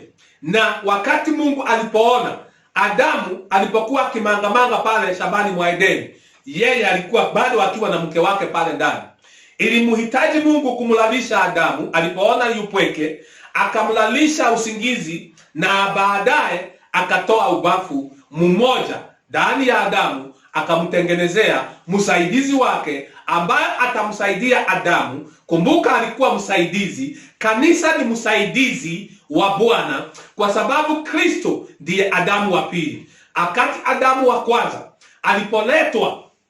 aliposhindwa kuleta binti na wana wa Mungu, kuzalia Mungu matunda hapa duniani na kujaza ulimwengu huu na binti na wana wa Mungu, Yesu Kristo akiwa Adamu wa pili na kanisa lake likiwa Adamu wa pili, wanakuja hapa na kuzaa matunda na kuzaa binti na wana wa Mungu na kuwajaza katika ulimwengu huu. Na tunajua in the millennium we will have the children of God together with him in the Sabbath day, which Adam was not able to fulfill.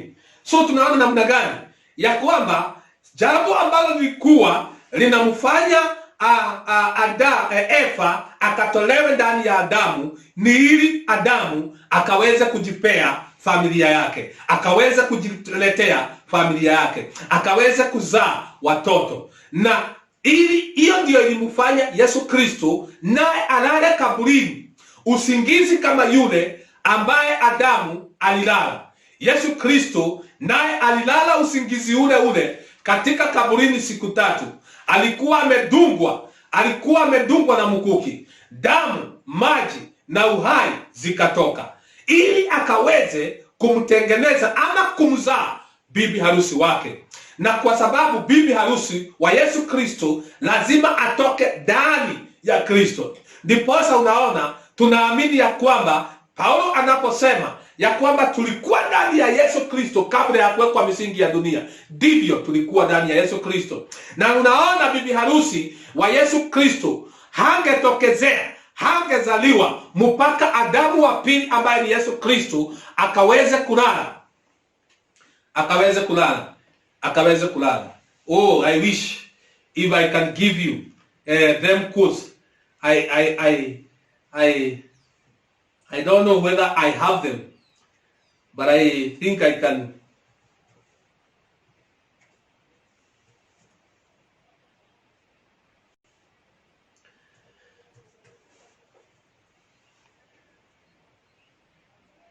Oh my. If I can give you something concerning that, I'll be very happy.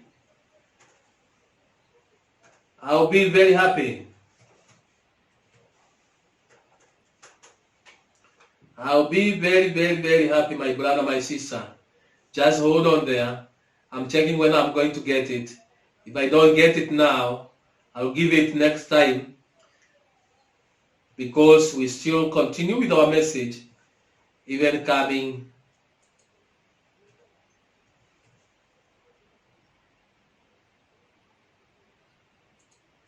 Even coming.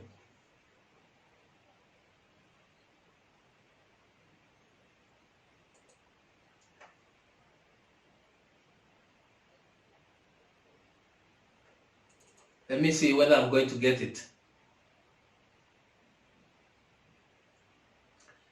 In the message, the third seal, which was preached in 1963, paragraph 125, the prophet said, she promised the bride Eve to be a redeemer. Her redeemer will be the word, and that word made flesh. She rejected it. She was given a substitute.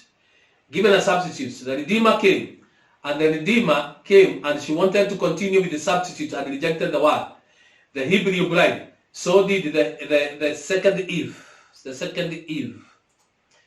Not getting it correctly.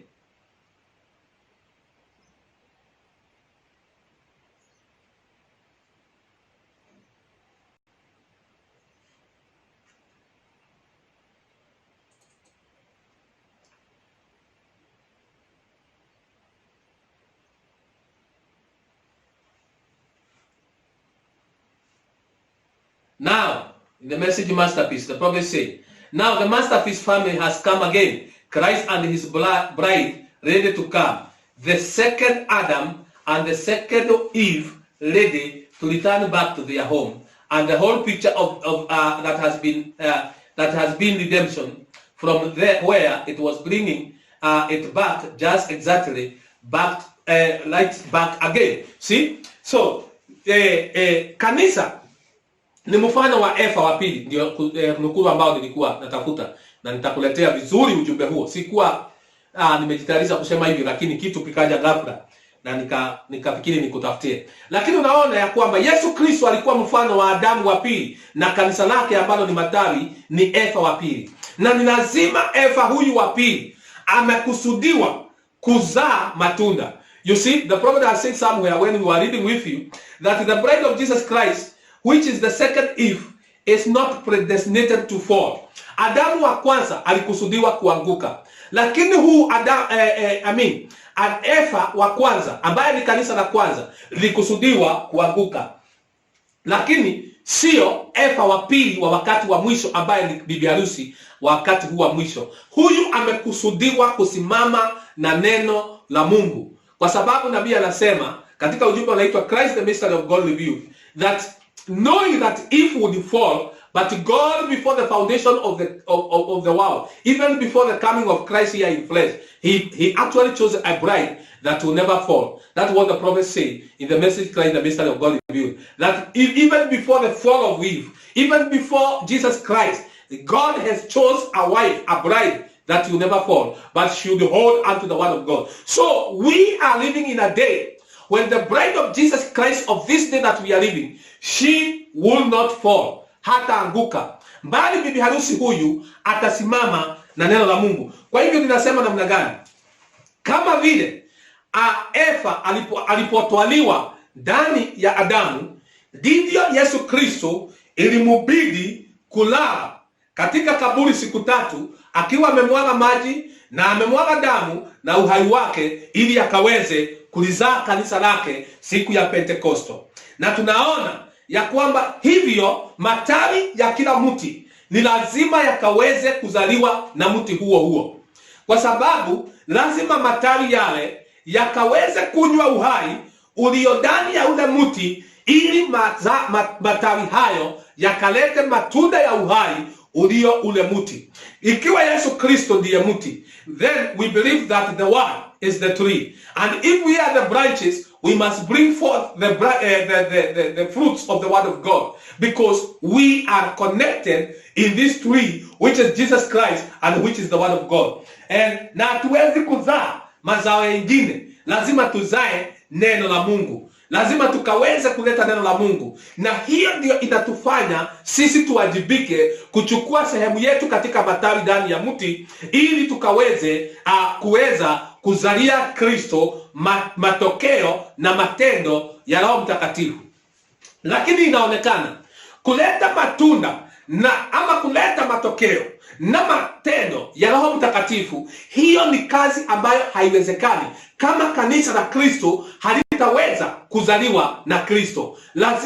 Lazima matawi ya kila mti yazaliwe na ule mti huyu mwenyewe. Kwa hivyo lazima matawi ambao ni wa Kristo, matawi ambao ni bibi harusi wa Yesu Kristo, akazaliwe na mti mwenyewe. We must be born by the spoken word.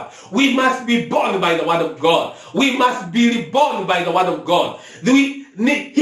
Hii ujumbe linapokuja siku ingine, I will not speak about the trees. I will not speak about the branches. I will not speak the results. I will not speak about the action, but I will speak about these branches being born out of the vine tree. Nitaongea kuhusu matawi haya yakizaliwa na ule mti. Na basi tunaona ya kwamba ule mti ambao ni Kristo, ambao ni neno, ambaye ndio lina uzima wa milele.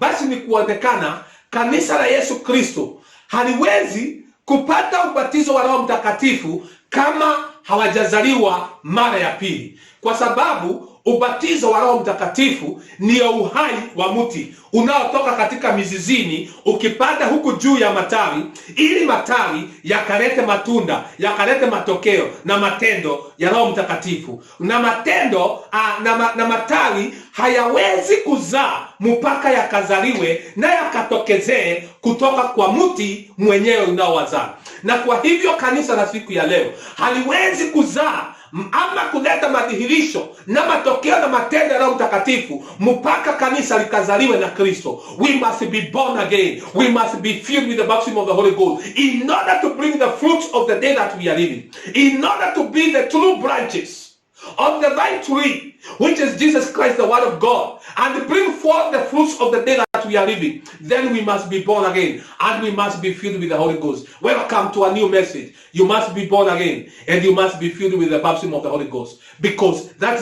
must be our message next. Because how are we going to be connected to these three? And remember, we already have a life in us. We were born sinners, and so we are carrying a life of sin in us.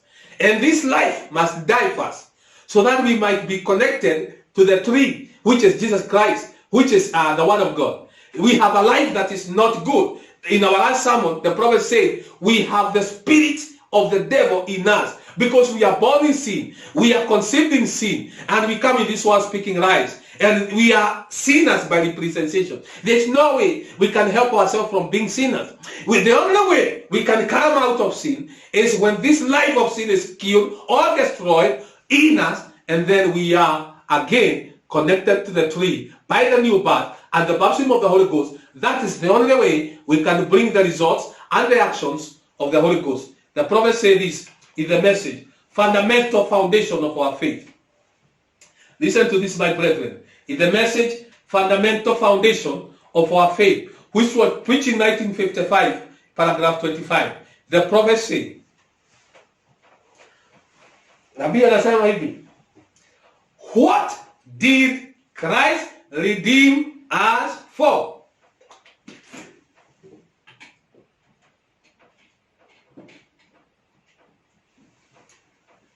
Kristo alitukomboa kwa sababu gani? And the prophet is asking a question here. Did you ever think what he redeemed us for? Ati umewahi kufikiri kile ambacho yeye aliweza kutuokolea? Did you ever think of why alituokoa? Yeah? Did you ever think what he redeemed us for? Alitukombolea nini? Why did he just make you an atonement and say now there is no need of giving these deep powers? There is no need of making this man as a son of God. There is no need of doing that. I'll just make him and believe it and write his name in the book of heaven, and that's settled it. But the prophet said, but God, he gave us this redeemed blessing that we might operate the work of God by the energy of the Holy Spirit. Atutumai kufikiria kwa nini Mungu alitukomboa. Kwa nini Mungu hakusema nitamuokoa huyu mtu, nimpe hizi nguvu za Roho Mtakatifu na niandike jina lake katika kitabu cha mbinguni na hayo mambo itatoshea hapa? Ati Mungu alitukomboa, akatupa hizi nguvu zote za Roho Mtakatifu ili tukaweze kufanya kazi yake kwa uwezo wa Roho Mtakatifu. He gave us the redeemed blessing that we might operate the work of God by the energy of the Holy Spirit. In St. John 15, now the scriptures that we have read, you listen to the prophet now giving you the interpretation of the scriptures that we have read in the book of John chapter 15. The prophet is saying, now in St. John 15 he said, I am the vine and ye are the branches. Do you know that the vine can't bear the fruit, although the fruit is in the vine? But the fruit cannot be brought forth from the vine. It has to have the branch to bear the fruit. And you are the branches. Ate kumbuka vile alivyosema katika kitabu cha Yohana 15, mimi ni mzabibu nanyi mumatawi. Na nabii anasema Je, mnajua ya kwamba mti wa mzabibu hauwezi kuzaa matunda yake hata kama matunda yako ndani yake, isipokuwa ule mti ukaweze kuwa na matawi, ili katika matawi ukaweze kuleta matunda yake. And the prophet continued to say, and you are the branches. Na sisi ndio yale matawi. And now the vine, with all its energy, cannot produce anything unless the branch is willing to receive the energy. Na ya kwamba mti huu wa mzabibu na nguvu zake zote za Roho Mtakatifu, mti huu hauwezi kuzaa matunda yoyote isipokuwa matawi yawe yanaweza kunyenyekea na yanaweza kujipeana kwa zile nguvu za Roho Mtakatifu, ili mti huu ukalete matunda yake. Na pia naendelea kusema paragraph 26. Now God is depending on you as a member of his body to bear the fruit of his spirit. And now, if he is depending on you, let us open our channels and let the Holy Spirit come in tonight and energize us and free us from all these fears and doubts, and then a revival come. Ati ya kwamba Mungu he is depending on us. Ya kwamba Mungu anatutazamia sisi. He is depending, anatutazamia sisi ili akaweza kuleta matunda ya Roho Mtakatifu. Na kuambia ndugu dada, ukikataa kufanya wajibu wako wa kuleta matunda ya neno la wakati wa siku ya leo, basi utakuwa ni tawi ambalo halizai, na kazi yake ni kukatwa na kunyauka na kutupiliwa mbali. Lakini kama utamzalia Mungu matunda, Mungu anasema ya kwamba ataweza kukuondolea vile vitu vyote ambavyo vinazuia uzae matunda, ili uzae matunda mengi, na Mungu katika jina lake akaweze kusifiwa. Ndivyo maandiko katika kitabu cha Yohana 15 yanavyosema, ya kwamba mtawi lote ambalo halizai litakatwa, litanyauka na kutupwa na kuchomwa, lakini lile tawi ambalo linazaa litasafishiwa. Mungu atakusafishia, atasafisha katika maisha yako. If the prophet is saying here, if the branch is willing to give itself to the energy which is the Holy Ghost, then the energy which is the Holy Ghost is going to energize you so that you can bring the fruits of the vine, the fruits of the word, the fruits of the revealed the message, the fruits of the seven thunders, the fruits of the Son of Man, the fruits of the message of the day that we are living. This cannot happen until we are born out of this tree, until we are born out of the word, until we are born by the spoken word, until we are born by this message. This will never happen until we are born again and receive the baptism of the Holy Ghost. The prophet is saying here that God is depending on you and me as a member of his body to bear the fruit. He is depending on you. Let us open our channels. Let us give ourselves to God. Let us yield ourselves. Let us surrender ourselves to God, so that God can have channels to work his work of redemption through us. And najua maandiko inasema katika kitabu cha Yohana 15 ya kwamba hilo tawi linazaa, Mungu atalisafishia ili likaweze kuzaa. Mimi natoka upande wa Kiambu, mahali ambapo kuna kahawa.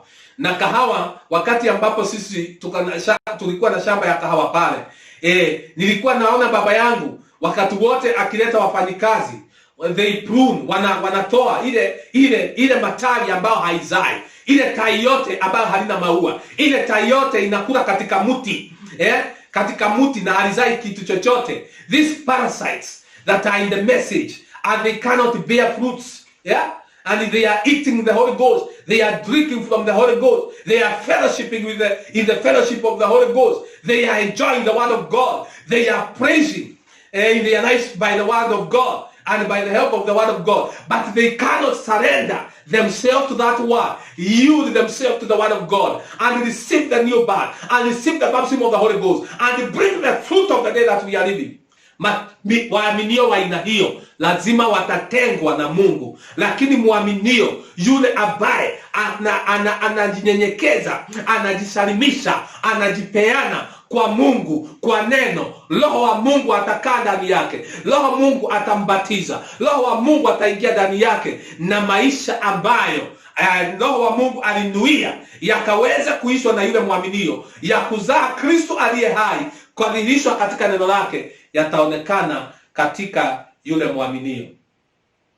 Katika ujumbe unaitwa The Healing of Jairus' Daughter, which was preached in 1955, paragraph 16, nabii anasema, but part of it lays in human being. Do you believe that?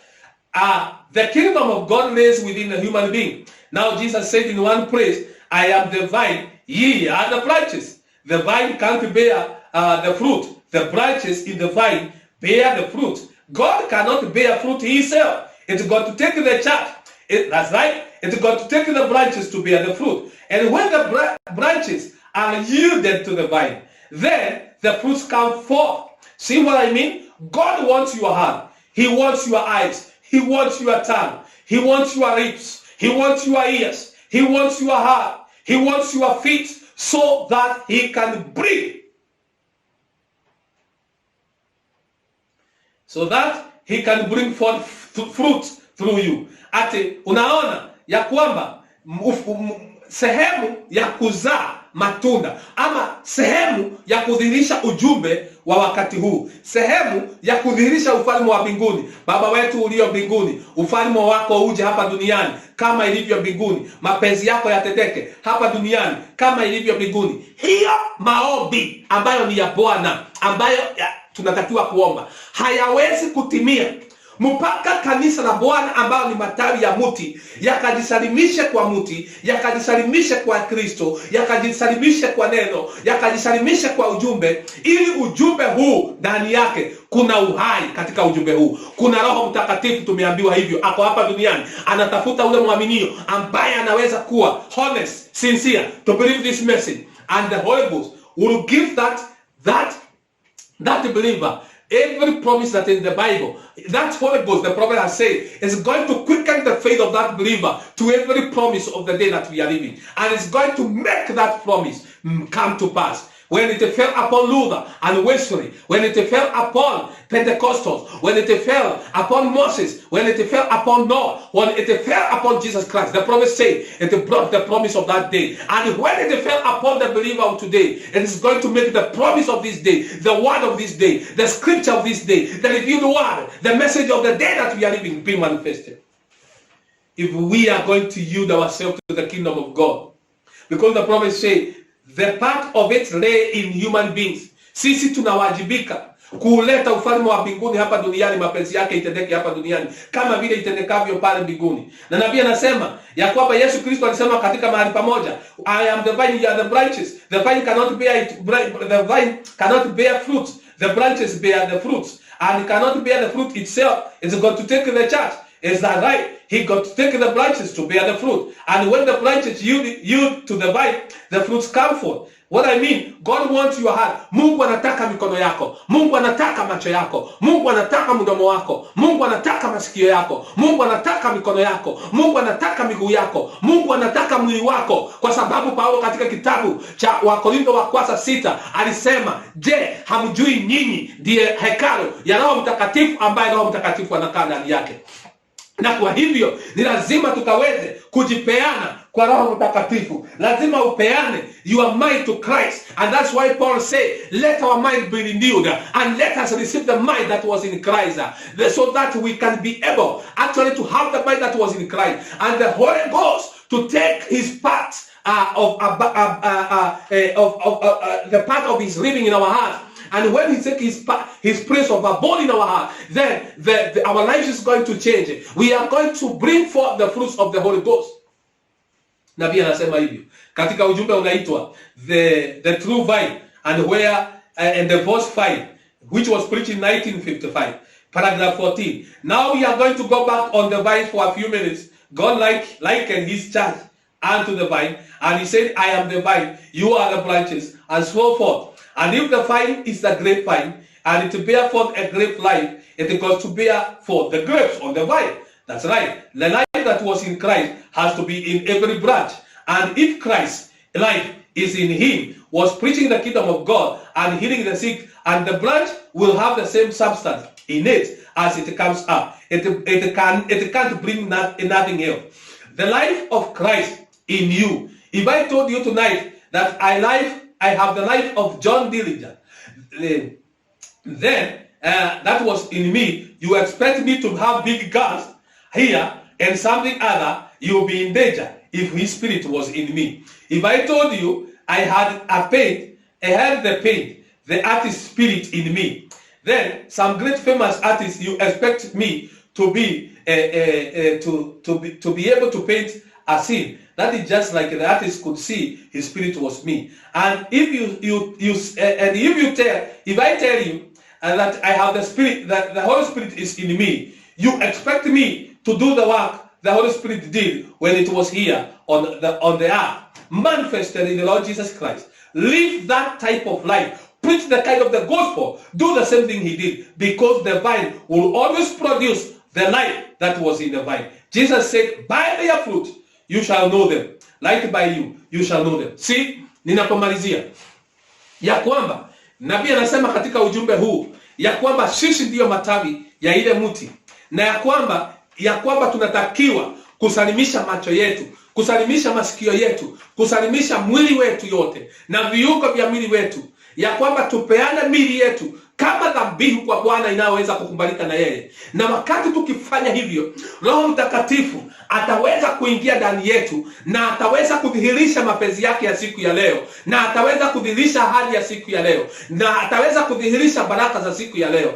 na ataweza kudhihirisha ujumbe uliofunuliwa siku ya leo. Na watu watasema, kwa kweli waaminio wa ujumbe wa Mungu wa siku ya leo ni waaminio wa kweli. Nabii wao ambaye ameweza kudhihakiwa alikuwa nabii wa Mungu. Kwa sababu gani? Kwa sababu wanaweza kumuona Mungu wa Elia akiwa ndani ya Elisha. Nakumbuka Elisha ni wewe na Elia ni Mungu katika neno lake na katika nabii wake. Na wakati sisi tukiwa bibi harusi tunapodhihirisha neno la Mungu ya siku ya leo, Mungu wetu anaonekana na Mungu wetu anadhihirishwa. Lakini anakuhitaji wewe kama matawi, anakuhitaji wewe kama mahali pake pa kukaa. Anahitaji macho yako, anahitaji mdomo wako, anahitaji masikio yako, anahitaji roho yako akae ndani yake, anahitaji mikono yako afanyie kazi na miguu yako. Wacha tusalimishe mili yetu, wacha tusalimishe viungo vyetu vya mili yetu, tuzipeane kwa Roho Mtakatifu, ili Roho Mtakatifu akajue kazi gani atafanyia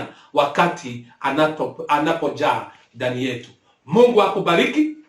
Nataka kuamini ya kwamba umewajibika, umejua uko na sehemu ya neno la Mungu katika siku ya leo. Neno la Mungu haliwezi kudhihirika siku ya leo pasipo wewe. Mungu anakutegemea wewe, Mungu anakuangalia wewe, na ni lazima uchukue nafasi, uchukue hatua ya imani na kuuliza, Bwana, unataka nifanye nini katika neno lako na katika ufalme wako katika siku ya leo. Mungu akubariki sana. Tutaendelea siku inayofuata na neno litaendelea. Hebu tuombe. Baba wetu wa mbinguni, katika jina la Yesu Kristo, mwaminio na msikizaji wangu amejua ya kwamba hana budi kuchukua wajibu wa kuliamini neno ama sehemu ya neno la Mungu ambalo amepewa wakati wa siku ya leo. Tunalo neno ambalo limefunuliwa. Kwa kweli mwana, hatuko katika giza. Tunajua yote kwa sababu yote umetufunuliwa, kama vile ulivyokuwa umetuahidia ya kwamba katika siku ya malaika wa 7 siri zote za Mungu zitaweza kutimizwa. Na kwa hivyo hatuko katika giza. Tunajua yote ambayo tunatakiwa kuyatenda katika neno la Bwana. Na kuomba Baba wetu wa mbinguni, katika jina la Yesu Kristo, kama vile nabii wako amesema, Roho Mtakatifu yuko hapa duniani akitafuta waaminio ambao walikusudiwa kuliamini na kupata uhai na uzima wa milele wa siku ya leo, ili wakadhibitishe neno la wakati wa siku ya leo. Naomba Roho wako Mtakatifu akawatembelee bibi harusi wa kanisa lako la siku ya leo, sio tu hapa Jericho, lakini katika vitongoji vyote vya dunia, kwa sababu bibi harusi wako yuko katika kila mahali katika vitongoji vyote vya dunia. Mtembelee siku ya leo na umwagiko mwingine wa siku ya mwisho wa Roho wako Mtakatifu, ili akaweze kudhibitisha na kukuzalia matunda ya siku ya leo, kwa kudhibitisha neno lako kwa ishara na maajabu na kwa uweza wa Roho Mtakatifu. Wakati ambapo tunaendelea na janga hili la corona, naomba Bwana uwalinde na uwahifadhi na watenganishe na udhalimu wa yule muovu shetani kupitia magonjwa haya, ya kwamba Bwana wakati huu wataweza kujichunguza mioyo yao na kuchukua tahadhari ya kwamba wanatakiwa kuchukua sehemu yao katika neno la Mungu. Bwana, kama wako na kutotii, utusamehe kutotii kwetu. Kama Bwana wetu wa mbinguni tuko na kutoamini, utusamehe kutoamini kwetu, na utupe imani, na imani hiyo ihuishe na Roho wako Mtakatifu kwa hadi ya siku ya leo, ili tukadhibitishe neno la wakati wa leo, kwa sababu jukumu letu ni kudhibitisha Kristo aliye hai katika karne ya 21. Lijalie jambo hilo Bwana, katika jina la Yesu Kristo, na kuomba uwape mahitaji yao ya kimwili na ya kiroho wakati huu mgumu. Lijalie Bwana, utawaponya, utawabariki na baraka zote za kimwili na za kiroho katika maisha yao, na mpaka tutakapoonana siku ingine mitamboni, Bwana, na kuomba uwahifadhi chini ya neema yako na uwalinde, katika jina la Bwana Yesu Kristo tunaomba na kuamini. And the child say amen. God bless you, God keep you, God protect you, na neno litaendelea.